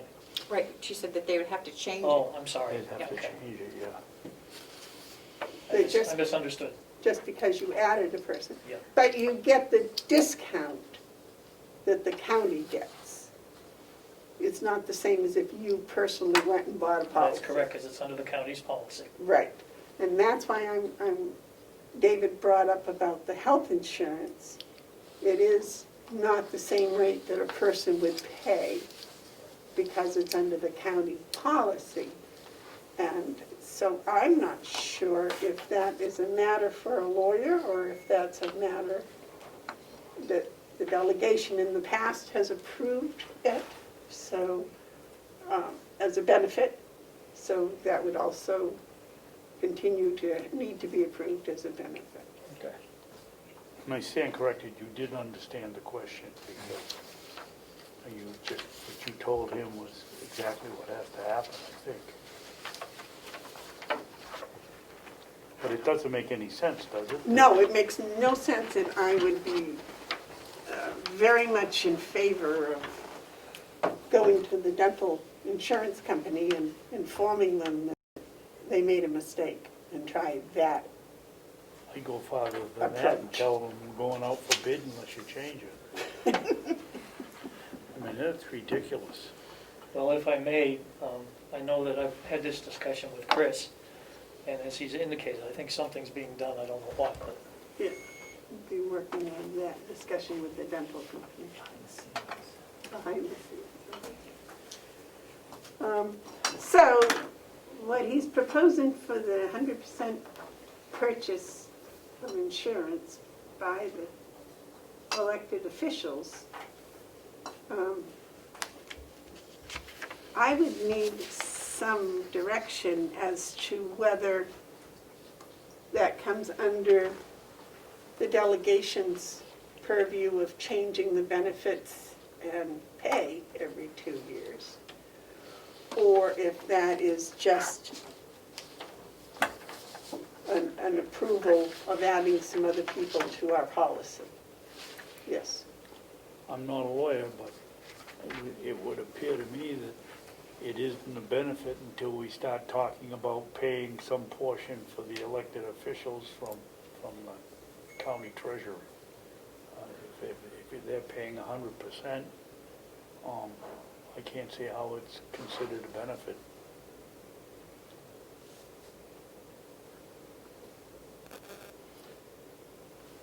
Terry? Okay.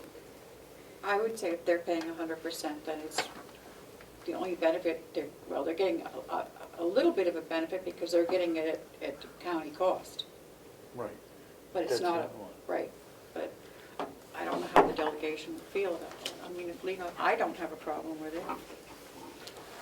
Because I don't think that there'll be many people using it. Free. The thing is, though, it's not really costing the county anything,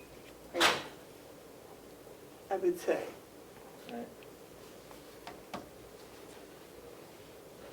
So, I think I would be in favor of going ahead with it, and then, Yeah. if there's a complication, somebody will tell us, but I'm sure if we, Well, we're gonna have 2 lawyers on the board next time, so that'll cut expenses. there you go. But I'll make a motion that all elected officials have the option to buy in at 100% of the county medical insurance. I'll second that. And I said all because others have already chosen an 80/20. Is that it? Yep. Is there any more discussion? No, fine with that. Okay. All those in favor say aye. Aye.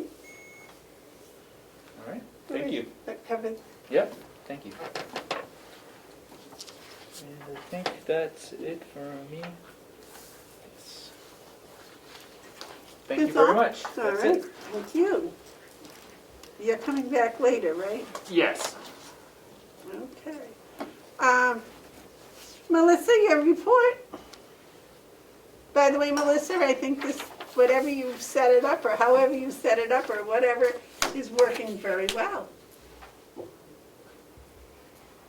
And I'd like to thank Chris Hero, John Rich, and Laura in the front office for both doing a trial run and for setting this Zoom up today. So you're right, it seems to be working really well, so I appreciate their help from afar. I just want to remind the commissioners that you have a recess for a non-meeting at 11 a.m. We do? So, yes, and we will need to keep the Zoom running, excuse those that are not part of that non-meeting, and they can rejoin if they'd like to. Okay.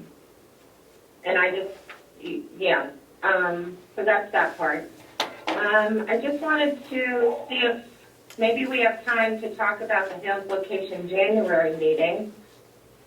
The commissioners have set it so there's a Hales Location Board of Selectmen meeting the first Wednesday of every month.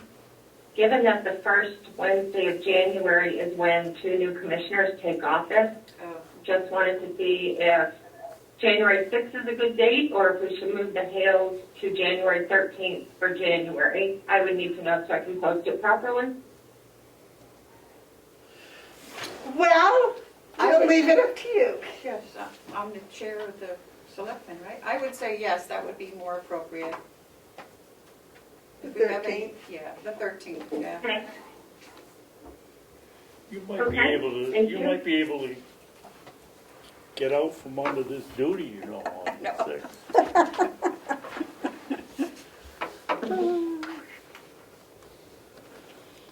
All right.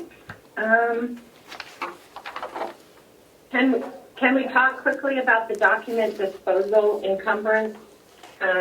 Unfortunately, Bob Murray could not be at our meeting today. He had to take the day off. But he did send over some information about the disposal encumbrance, and I forwarded it to all of you in email. We don't have a contract or an agreement in place.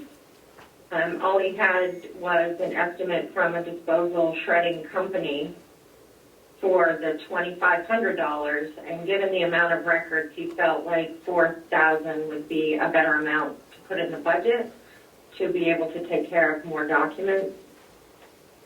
Would the commissioners require that we have some sort of agreement in place tomorrow, or can we roll over the $4,000 and get something in the next few days. I'm not sure how to handle that.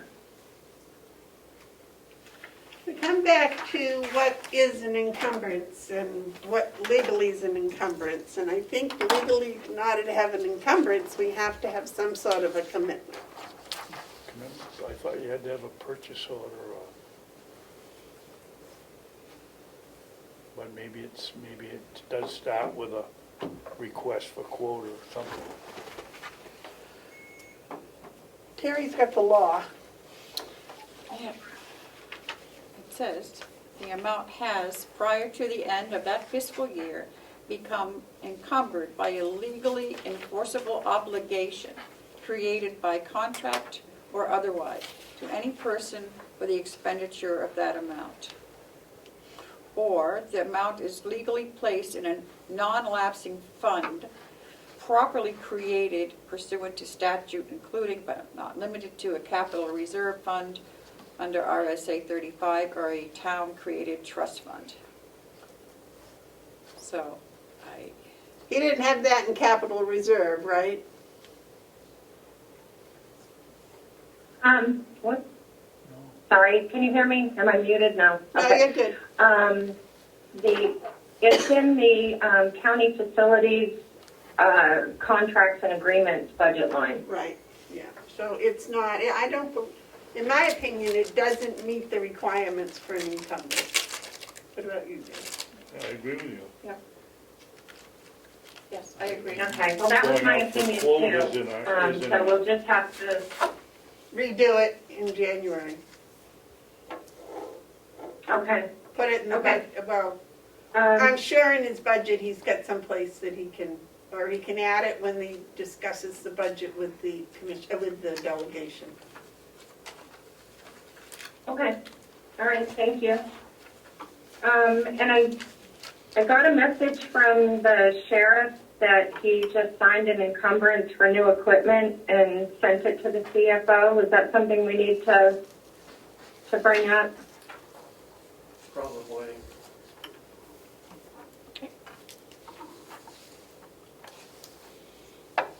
How much is it for? $8,000. Oh, please.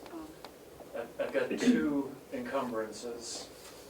What is he buying, a new set of tires? This them is, changed. well, it's new equipment which was intended for the 2 new cruisers. So you encumbered the funds for the new cruisers last week, but as an oversight, the new equipment intended for them was not encumbered. So I believe it was Melissa who really gets credit for having caught that. We brought it to the sheriff's attention today, so he has agreed. And I have prepared an encumbrance request for that here. David? I think I agree with you. The law says if it's contractual or can be, what is the terms about going to court or legally? You read them. It has to be an enforceable obligation created. Enforceable obligation. He hasn't ordered the parts, there's no contract for it, there's nothing. I mean, how can we encumber it? Well, they come with the car. They come with the purchase of the car, I believe. Are you sure about that, or they don't go over here to Molten Borough and get stuck in? If it comes with a car, then it's encumberable. But if it's gonna go over to whatever the electronics, philosophy electronics, then it's gonna, and they haven't had a purchase order, then it has to be encumbered because there's nothing enforceable there. I think they actually, the purchase order, we had this discussion about the $8,000 for the 2 new cars and the added equipment and all of that. And we approved that. Yes, we did, but have we ordered it? Well, I And thought, that's what's in the law. well, I why just don't read we it. just get him on the phone and ask him? the second part of that law, what was the second one? Or it can be put, or the amount is legally placed in a non-lapsing fund properly created pursuant to statute. We haven't Including done but that. not limited to capital reserve.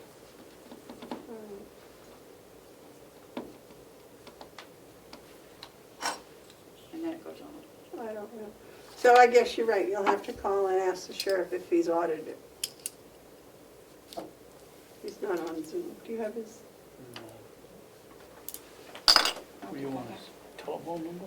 Yeah, just call him and ask if he ordered them yet.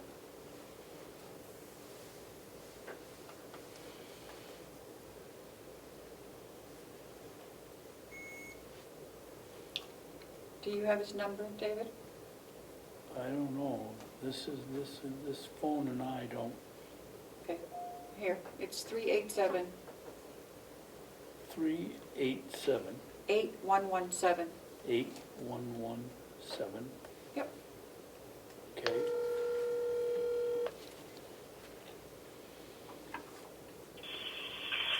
Madam Chair, I did talk to the sheriff. He's going to come on the Zoom. Oh, okay.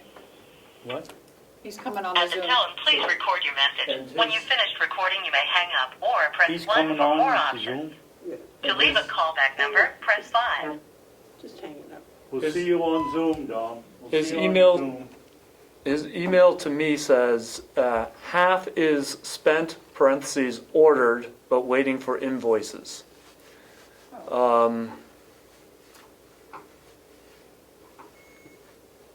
So it doesn't address, if you will, the other half, but it would seem to me that this is in the works, in process. So why are we paying a bill without an invoice? We aren't. He's saying that he's ordered this material and we haven't received the invoice on it yet. That's why we're encumbering. We Or- have ordered it. He says half is ordered. I can't give you any more than that. I think when he came and talked to us about his report and we talked about the cars, he said that he was ordering them. They were to go in the cars, and he was getting the cars this week, I thought. I don't know. That was a long time ago. Probably last week. Is he coming on Zoom, Melissa?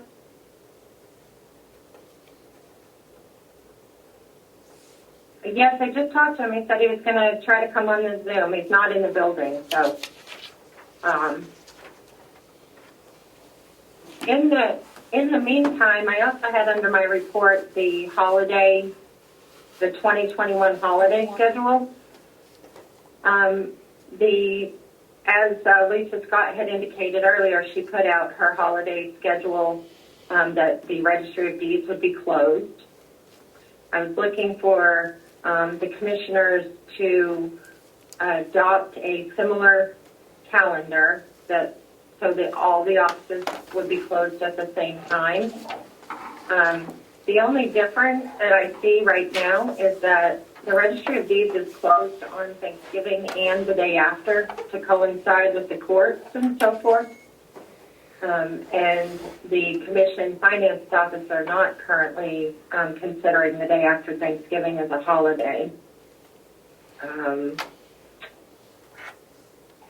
So just kind of, rather than waiting, until November to decide whether we're closed on Thanksgiving, I wanted the board to give it some consideration. Do we coincide with all the rest of the days that she has closed? Yes. Yep. That's the only day that's not. So I'm just pulling up my calendar too, so bear with me one sec. In next year, Christmas actually falls on a Saturday, so her office is going to be closed on Friday, Christmas Eve. And Lisa's here to maybe clarify a little bit if that's helpful. Isn't the finance office and the attorney's office closed on Christmas Eve, Friday, the 24th? Well, right now in our employee manual, it lists Christmas Day as a holiday, not Christmas Eve. But next year, Christmas Day falls on a Saturday. So do we give that Friday as a holiday to the staff? which I think is normal if a holiday falls on a weekend, there's a substitute day. Why can't we make the substitute day, the day after Thanksgiving? Because we usually close here the day, Christmas Eve at noontime.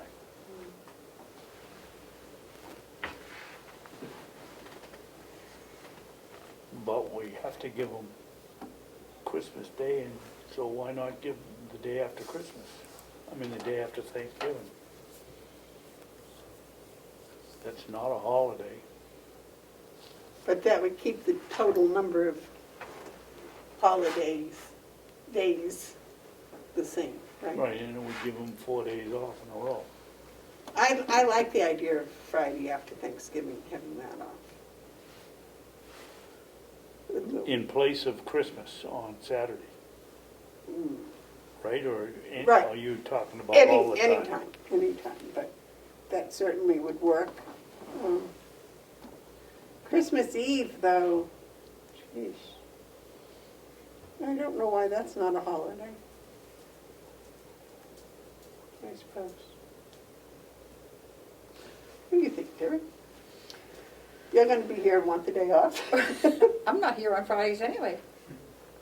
Well, the other choice we have is to have the day before Christmas on the holiday. Then it'd be Friday, Saturday, and Sunday. Well, that's Christmas Eve. Lisa, you have a comment? For your consideration, the state of New Hampshire has a holiday schedule that is put out by the Office of Personnel, and that is what the deeds office is required to follow according to the RSA.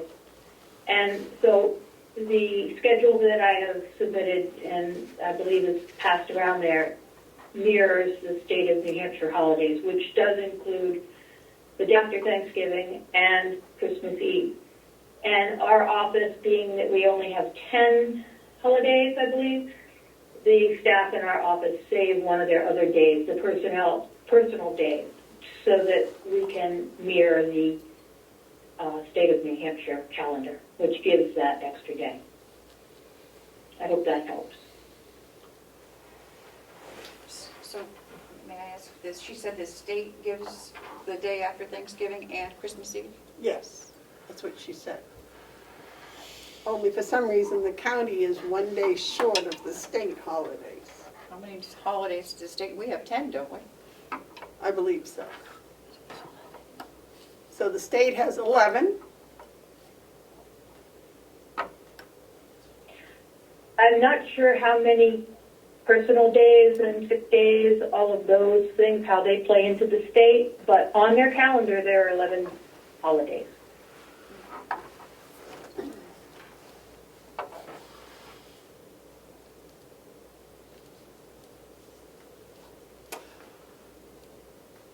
How about I make a motion that Carroll County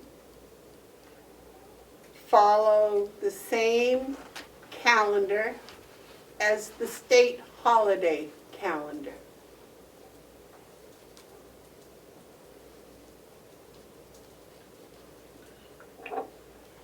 Do I have a second?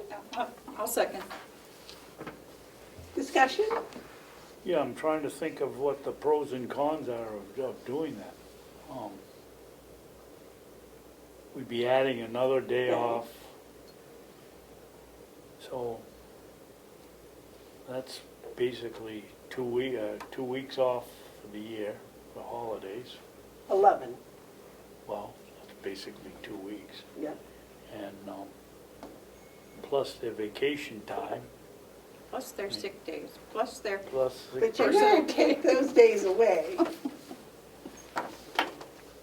I just think it would be a whole lot less confusing if it's, oh, it's a state holiday, so Carroll County's closed.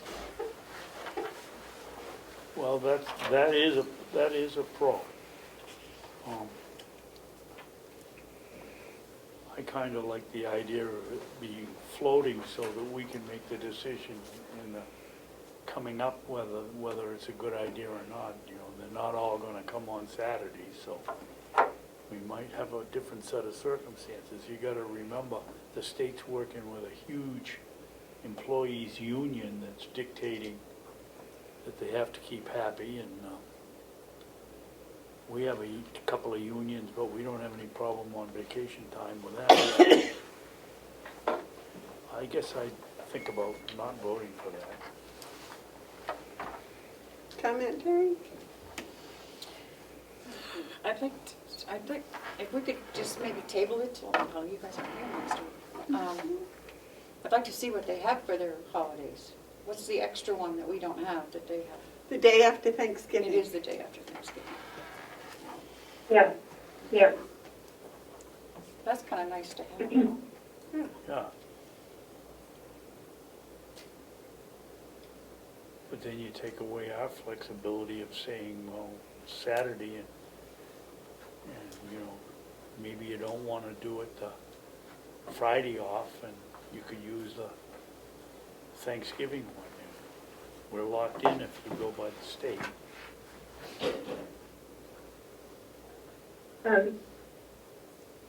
If I might, could I offer that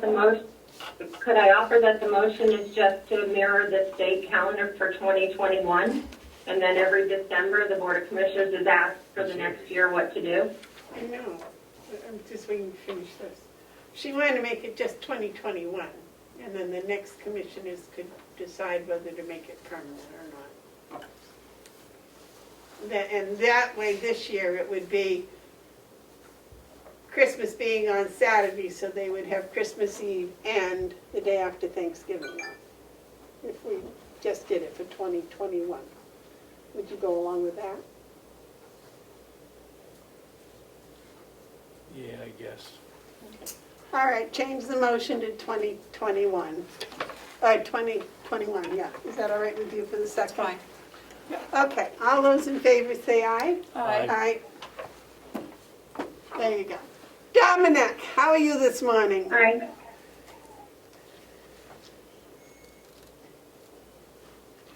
Sheriff? I think his phone is muted, so. Sheriff, are you muted?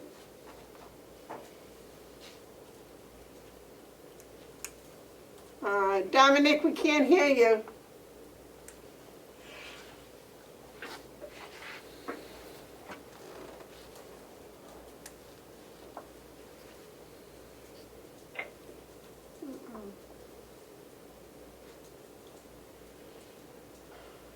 Okay. Oh, that's much better. Now I can hear you. Morning. Good morning. How are you today? For yourselves. Good. Good. Listen, we have a request for an encumbrance here for $8,000 to outfit the cars. Now, our question was, have you already ordered that? Or are they waiting for you to bring the cars to get it put in? Or you made any kind of a commitment to somebody about that? Some of the equipment has been ordered. We just found out that the interiors for the Chargers have been redesigned, so the consoles are changing a little bit, so those may be another week before we order those. But half of that 8,000 is basically spent out, waiting for invoices. And the cruisers, we just got the state bid, like I told you last week, came in. So that's good. And that, we just got a couple quotes plus the state bid. So I was going to bring that to the commissioners next week to decide which one to go through, Okay. if I have to. All right. So in your wherever you're purchasing this equipment, they know that you're intending to purchase it? Yes. Yes. Okay. That's good enough. All right. So it's reasonable. We install it ourselves. I'm sorry, what? Yeah, we just purchased the equipment, and one of the deputies, the part-time deputies, installs it. which saves us a lot of money. Okay. But you've at least told them verbally that you're going to want all this equipment? Yes. Okay. All right, I think that's good enough for me, that you've made a verbal commitment. That's a legal commitment, in my opinion. I was raised that my word was my bond, so. It's okay with me? David? Yeah, as long as we're doing it and the material is ordered,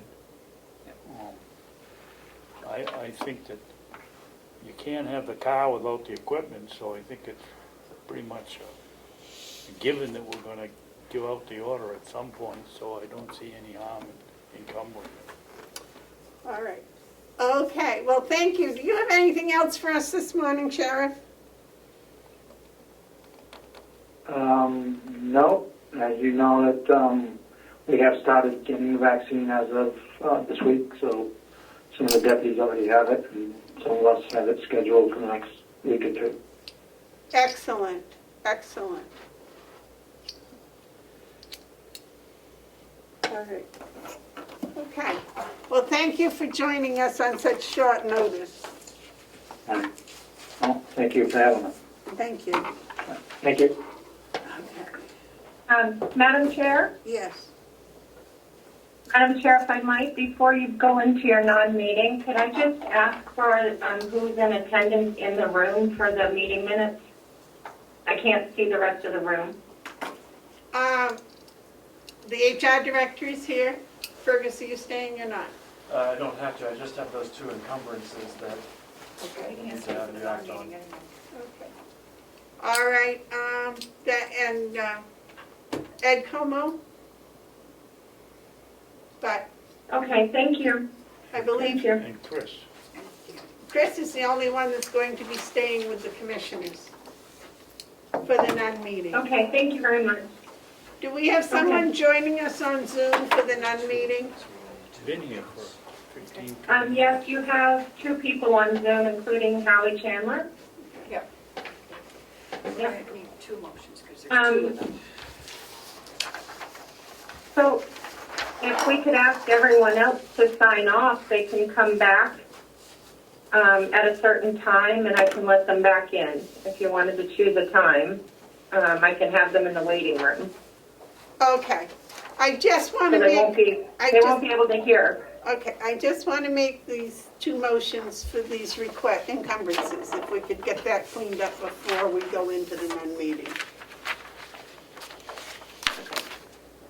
Go ahead, David.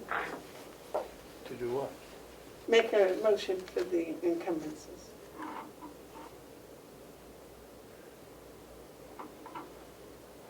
Well, we haven't discussed the criminal case. We discussed criminal commitment, but not the criminal case. I don't know what that is. She wanted $10,000 and this was for 500. Oh, I don't know anything about that then. I'll make a motion that we encumber $8,000 for new equipment for the sheriff's vehicles that are here, and we're waiting to get the equipment to install. You want to second that? I'll second. All those in favor, is there any discussion? Okay, all those in favor say aye. Aye. Aye.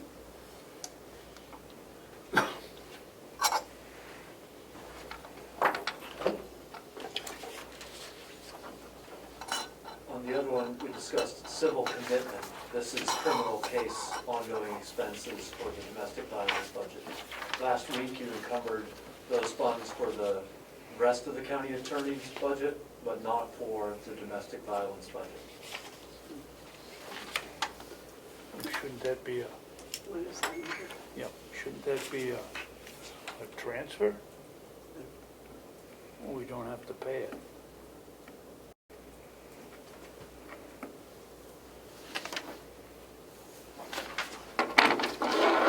We'll have to discuss that after the non-meeting, I don't think.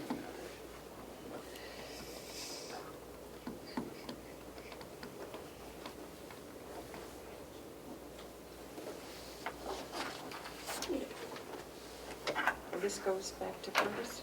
Oh, Does this one go back to you? It can, or you can hold it for. Okay, after you hold it. discuss the other one. Okay. Okay. okay, Ed, you done?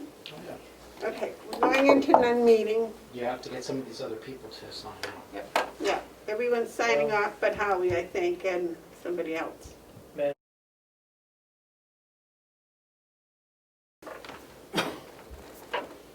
Okay, we're back from our non-meeting. Okay. We discussed the new contract and Terry has a motion. I'll make a motion to accept, I forgot where I was, accept the contract between the Carroll County Commissioners for the Mountain View community and the American Federation of State, County, and Municipal Employees, the Local 3685, Council 93, AFSCME, AFL-CIO, for a one-year contract. And give dates. From March 31st, 2021 through March 31st, 2022.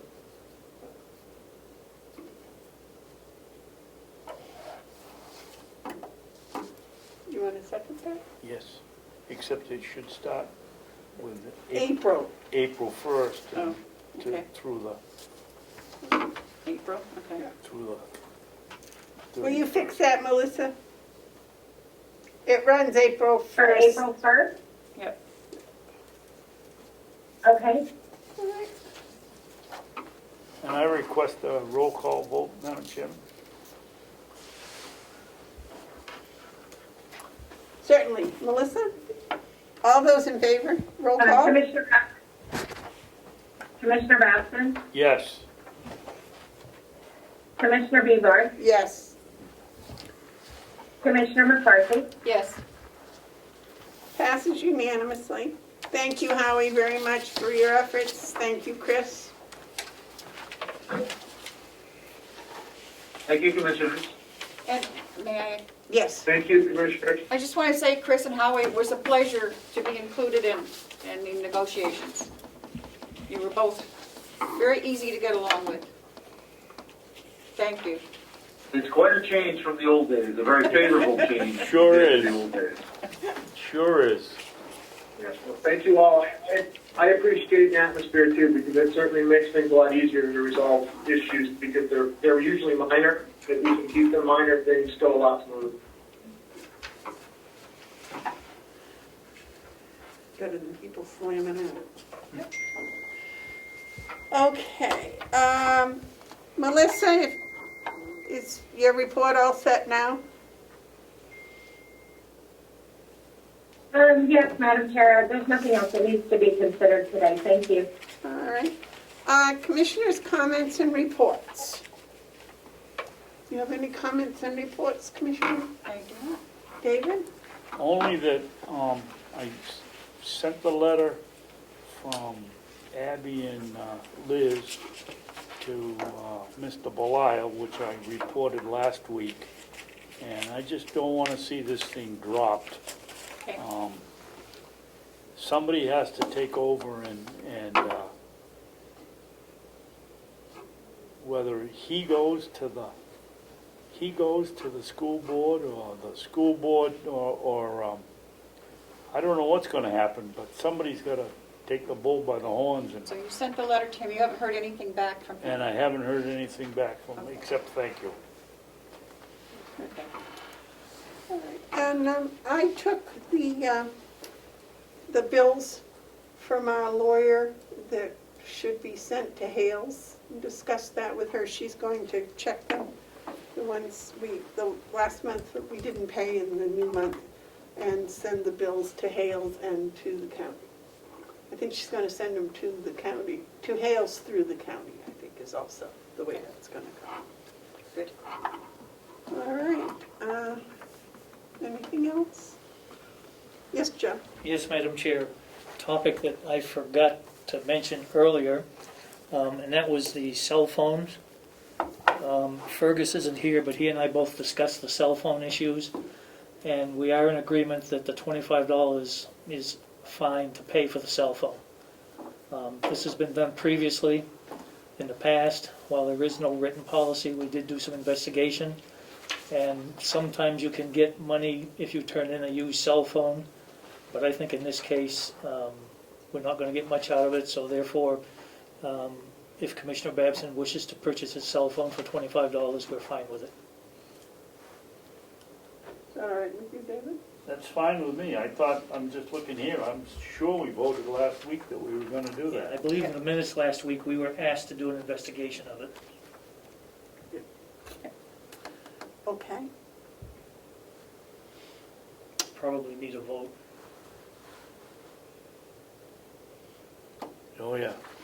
Bring a recommendation here, yep. I'll make a motion that the former commissioners have the ability to purchase their county cell phones for the amount of $25 if they so choose. Discussion? We gotta have a second first. Well, I'm not gonna second it because that would be a conflict. We're talking I know. about what I'm gonna do. Well, and I'm thinking maybe if I buy it, it's gonna be a conflict too, so I don't know who seconds it. Well, why don't we both second it? All right, we'll both second it then. Okay, The only- discussion. The only thing I object to is you put down $25. Let's say somebody comes here and is a commissioner for 3 months and gets a brand-new phone and resigns. They I'll- shouldn't be able to buy the phone How for about 20. I put in on the completion of their term, Well, that's good. at the completion of their term. Okay, or I just take the $25 on a price agreed upon by the board. We could, yep, Either way, but I wouldn't Yep. leave it permanently at $25. Yep. Because we know that doesn't work. yeah, we could put both in on the, yeah. Just like you say, things will probably go up. Okay, Melissa? Okay. Okay. Any further discussion? All those in favor say aye. Aye. You guys have What to? happens if we both abstain? Does it pass? No, No. you have to have a majority, Then we've got to all say aye. yeah. Because you're voting on future stuff too. Well, I'm voting on your cell phone, you're voting on mine. I'm gonna say aye, too, Okay, but I with reservations I know, because well, Make it unanimous, please. Okay. Okay. Yep. And that's all based on the recommendations of the finance office and the Yes. treasurer.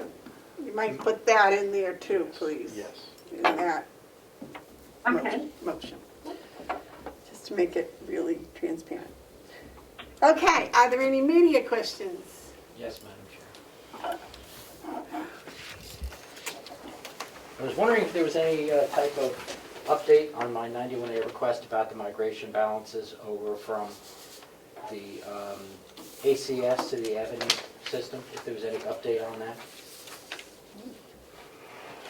I thought we answered that. I don't, Melissa, did you hear what, did you hear what the honorable. the Honorable Ed Waters? Madam Chair, I will follow up on that. I was under the impression that finance was working to provide that information, and I believed that it had already been done. I'm sorry that it hasn't, and I'll follow up on it. Okay, thank you. And Fergus is not here. And I'll at least respond in writing to the Honorable Ed Comeau. Okay. Thank you. David? I thought we voted, Ferguson gave us a explanation that it was a verbal say. It wasn't in writing. He came and gave a dissertation here a week or two ago, and I thought that was the end of it. Yes, he did. No. No, I offered a verbal 91A request, which was basically to clarify what I was looking for, and you all agreed, and that was going to be looked into. Yeah, what the numbers were. Yes, I would think the commission would want to make sure that those numbers that were Right. transferred over are the correct numbers. Thank you.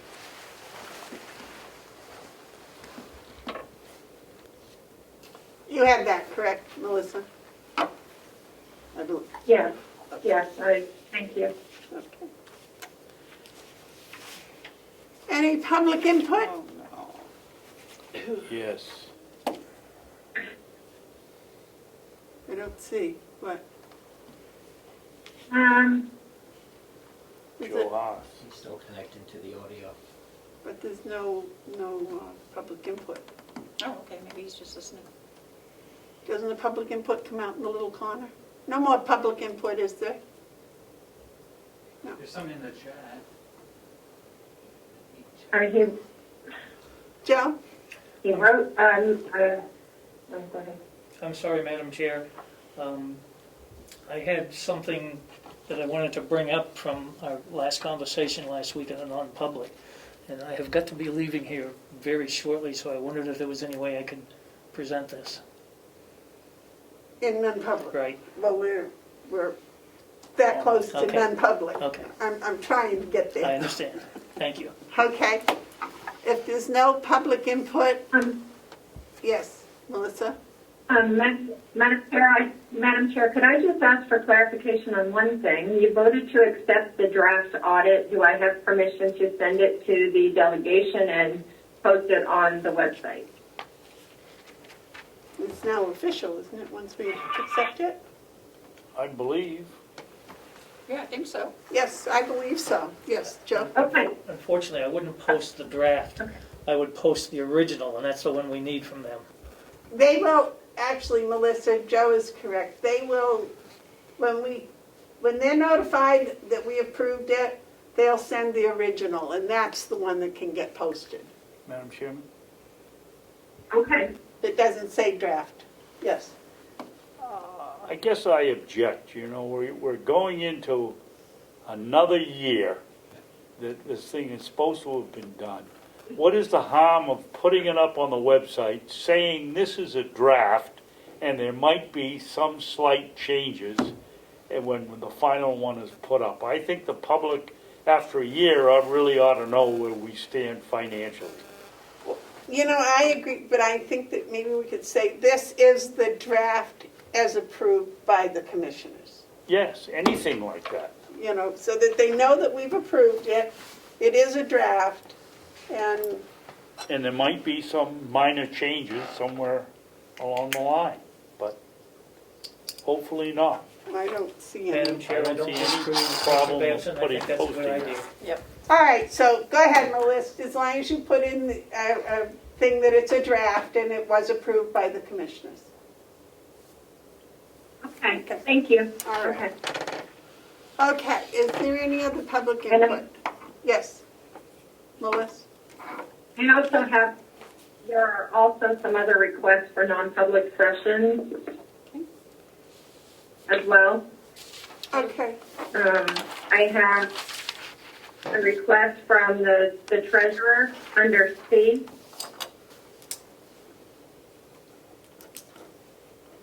A request from the HR director under C. And a request from the superintendent of the jail also under C.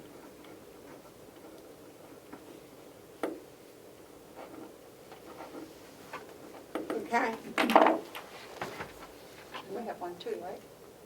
that was already put in. Oh, Chris, okay. Well, Gotcha. soon. We'll see.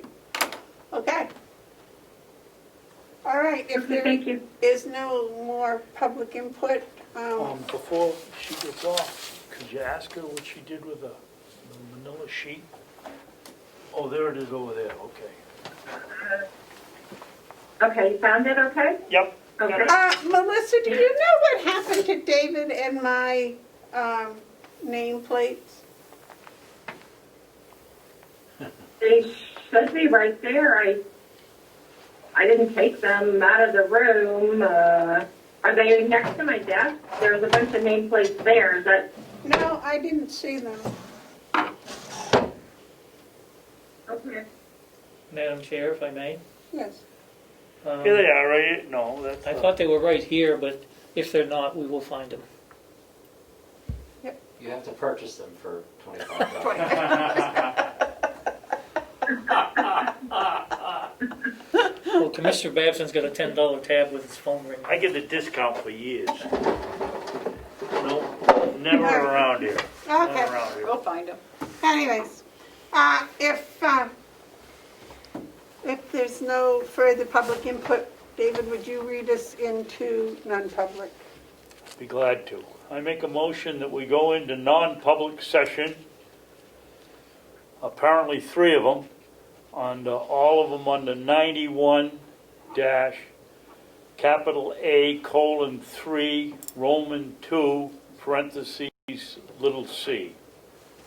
Matters which, if discussed in public, would likely affect adversely the reputation of any person other than the members of the public body itself, unless such person requests an open meeting. This exemption shall extend to any application for assistance or tax abatement or waiver of a fee, fine, or other levy if based on the inability to pay or poverty of the applicant. I'll second that. Roll call, please.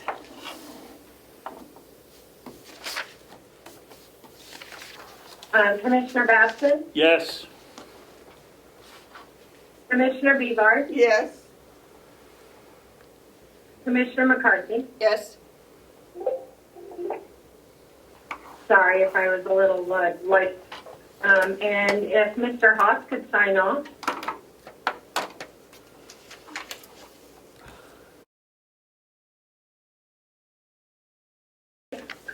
I make a motion, we come out of non-public and we seal all 3 of those. Right? No. Treasurer, No, we don't want to seal 2. 2 we don't want to seal. So we want to seal 1, 2, 1 and 3, and not 2. And why do we have to seal 3? That was about a hospital one, wasn't it? I guess we don't need to. Okay. We got this motion? Yep. Okay. Did we do? So we're not going to do this? What are we doing? Yes, we're going to do that as soon as Michaela gets in. Okay. That one's already done. Okay, do you want me to, are we live? I'm waiting, I made a motion that we come out of non-public and that we seal 1. I'll second it. Okay. All those in favor, we got to do roll call, right? Yes. For non-public roll call. Commissioner Baston, Yes. Oh, Commissioner Bevard. yes. Yes. Yes, I am Commissioner Babson, and yes, I'm voting to seal. And Commissioner Bevard Yes. and Commissioner McCarthy. Yes. Okay.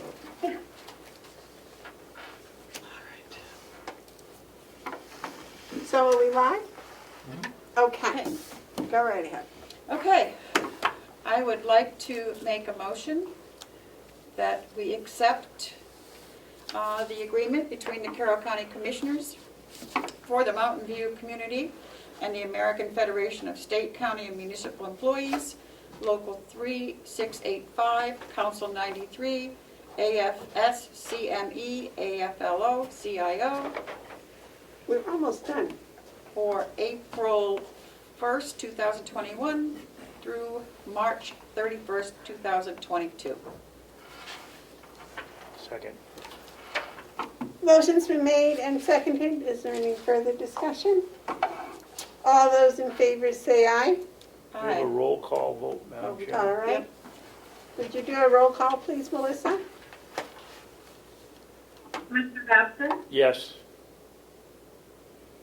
Commissioner Bevar? Yes. Commissioner McCarthy? Yes. It's yours. Or do you want me to keep this? That's yours. Yep, right, you made this motion. We got the other one done. Is Michaela coming in? Yes. I haven't gotten a reply from her yet. No, not yet.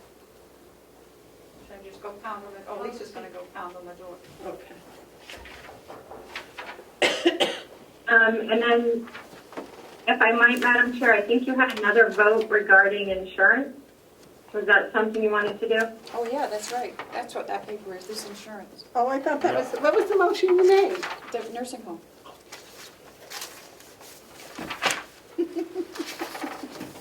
That's all right, I'm just a little brain sunk here. So what am I gonna do here? We are Make a motion to staying accept with NHIT. and accept their rate. I'll make the motion to accept NHIT with a not to exceed the rate of 3.82 for 2021 for our insurance, health insurance. Second. Motion's been made and seconded. Is there any discussion? If not, all those in favor say aye. Aye. All right. Okay, come on, let's, okay. That's it, we're done with that. Can I have a point of information, Madam Chair? Certainly. What was the cost of the union negotiated contract? Increase. Yes, cost. The final cost for the whole contract or the increase? You don't know the final cost. I can tell you what the increase was, though. Okay, I'll take the increase, if you can. It's going to take me just a second. They're looking into where she is, but she's not in the office right now. Yeah, I saw her exit the building. She is going to a CSC of some sort. So what? Continuing ed, I think. Oh.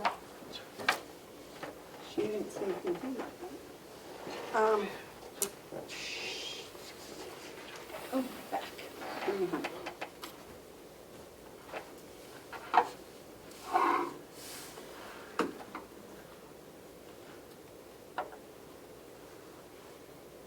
Approximately 300,000. Thank you. That's quick.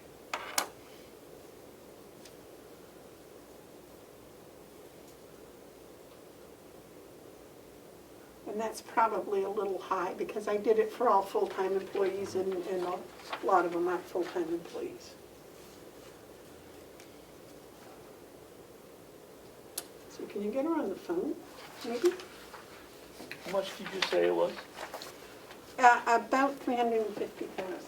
For the increase, did Ed want just the increase? or Yeah, that's all I could get in because I don't know what the first contract, I don't know what the original contract was, what last year's contract was.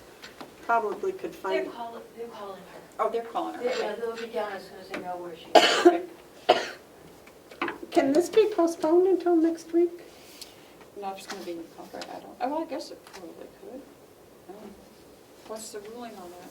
Because next week is I don't know, after you got the first. law, you've got the encumbrance law. Oh, I do somewhere. Was there a limit on that time? Doesn't it have to be encumbered in the fiscal year that you're asking for it? I think it That it was budgeted for? Yeah. I do believe you're right. Doesn't make any sense that it would be into the next year. I don't think you have a 30-day waiting period or something.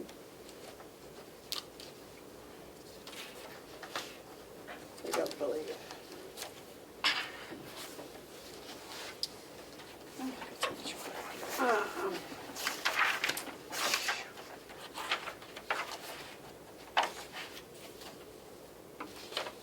What's it like outside?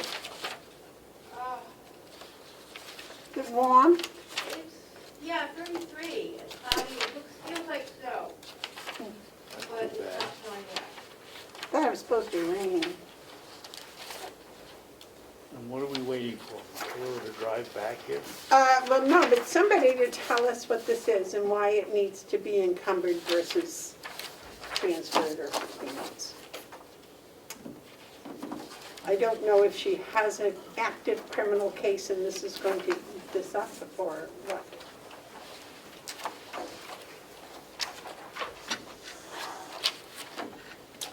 It was my fault that I didn't catch it this morning earlier when we did the other one. I didn't realize that, Ah, there it is. I thought when we dismissed the other one, when we said we weren't going to redo it. Does it give a timeline?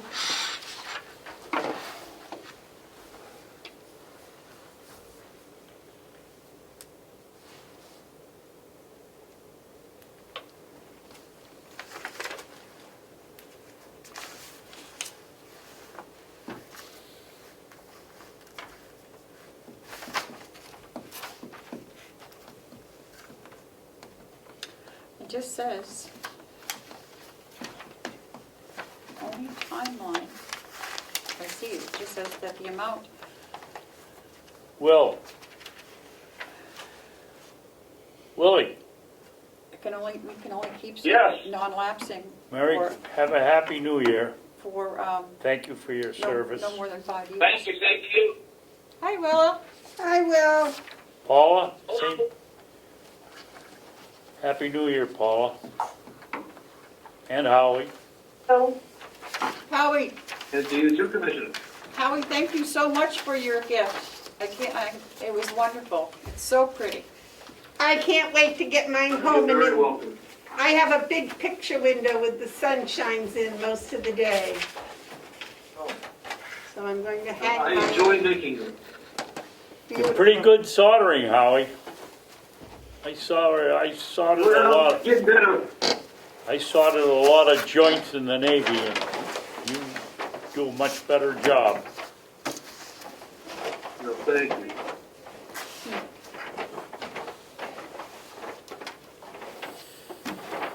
Well, I don't think they can reach her. Okay. Let's go home. Let's go home. Here, I'll give you this to, this goes to Freeze. Yep. Oh, checks. Who's gonna do checks? I guess I am.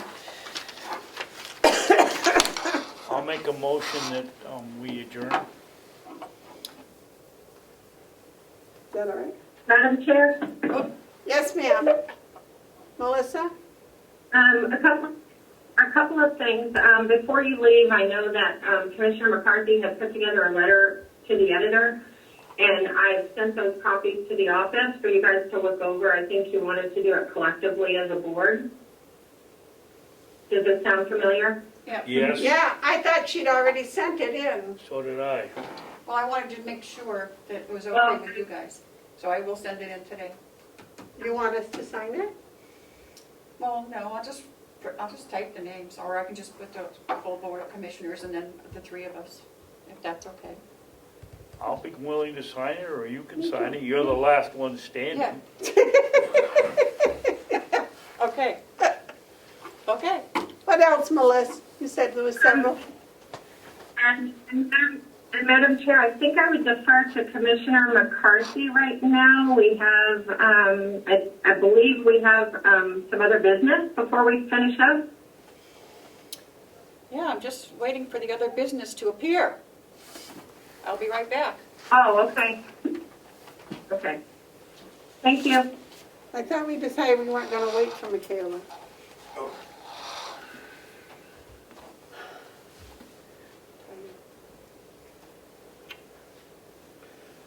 I went down and counted. My son has 8 roosters. Yes, what? Out of that pool? 8 roosters. 8 roosters. Why?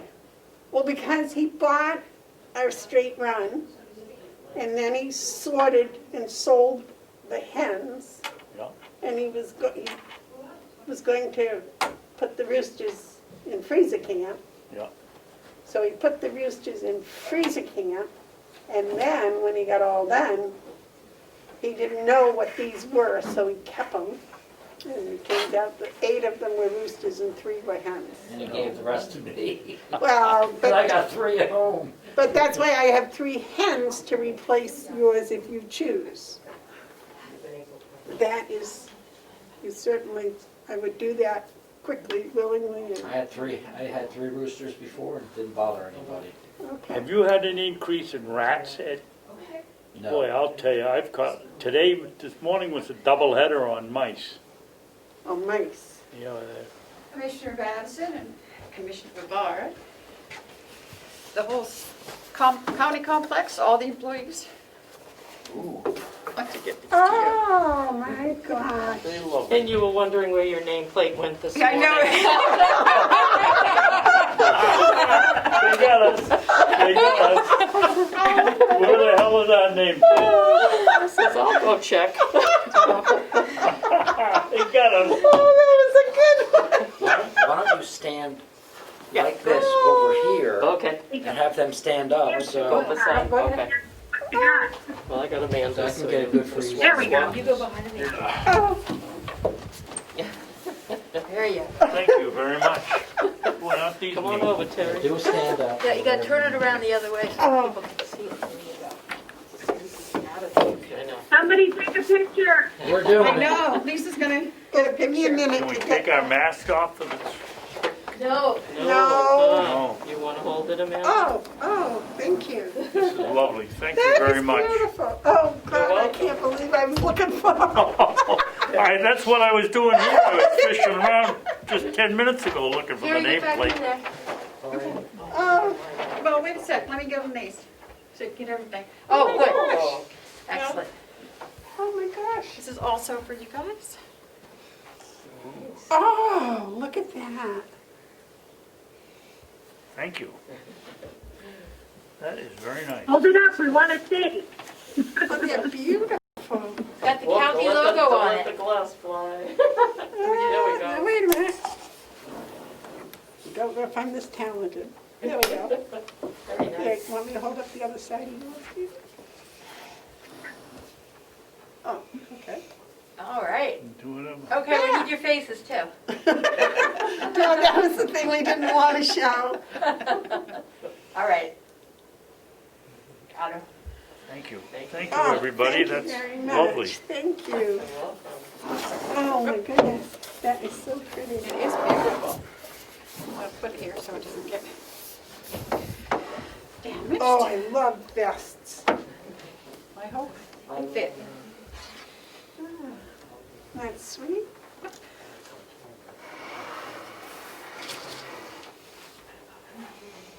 Oh, And I'm sure that I can say for all the employees that you too will be missed. Thank you very much. thank you. Welcome. Thank you. And I know personally I'm going to miss both of you. Amanda, could I have Me yours too. back, please? What? Could I have that back, please? Now the picture's taken, you're taking them back? I'm gonna take yours back too. Is she kidding or? No, I'll give it back to you though. Okay. Just for a moment.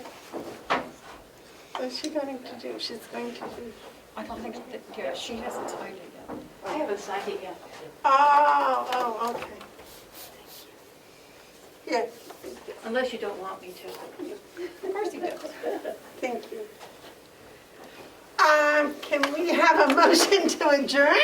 Thank you all, everybody. Thank you, and thank you so much for all your support for 4 years. I came in here a little newbie, had no clue what was going on, and I'm leaving not much more intelligent, but a little. And certainly I've been so impressed with the people I've dealt with, and through this whole COVID, it's just amazing, the people here at the county. So I want to thank We you got all. great help.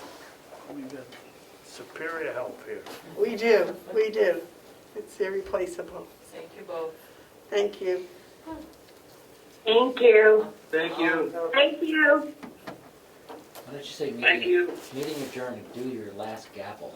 I have no gavel to talk about. I don't know where it went to. Meeting adjourned. Is there Love you another- all. Maybe there's been another frame with them. I don't think so. Thank Boy, they you all. got us on that Thank one, you. I'll tell you.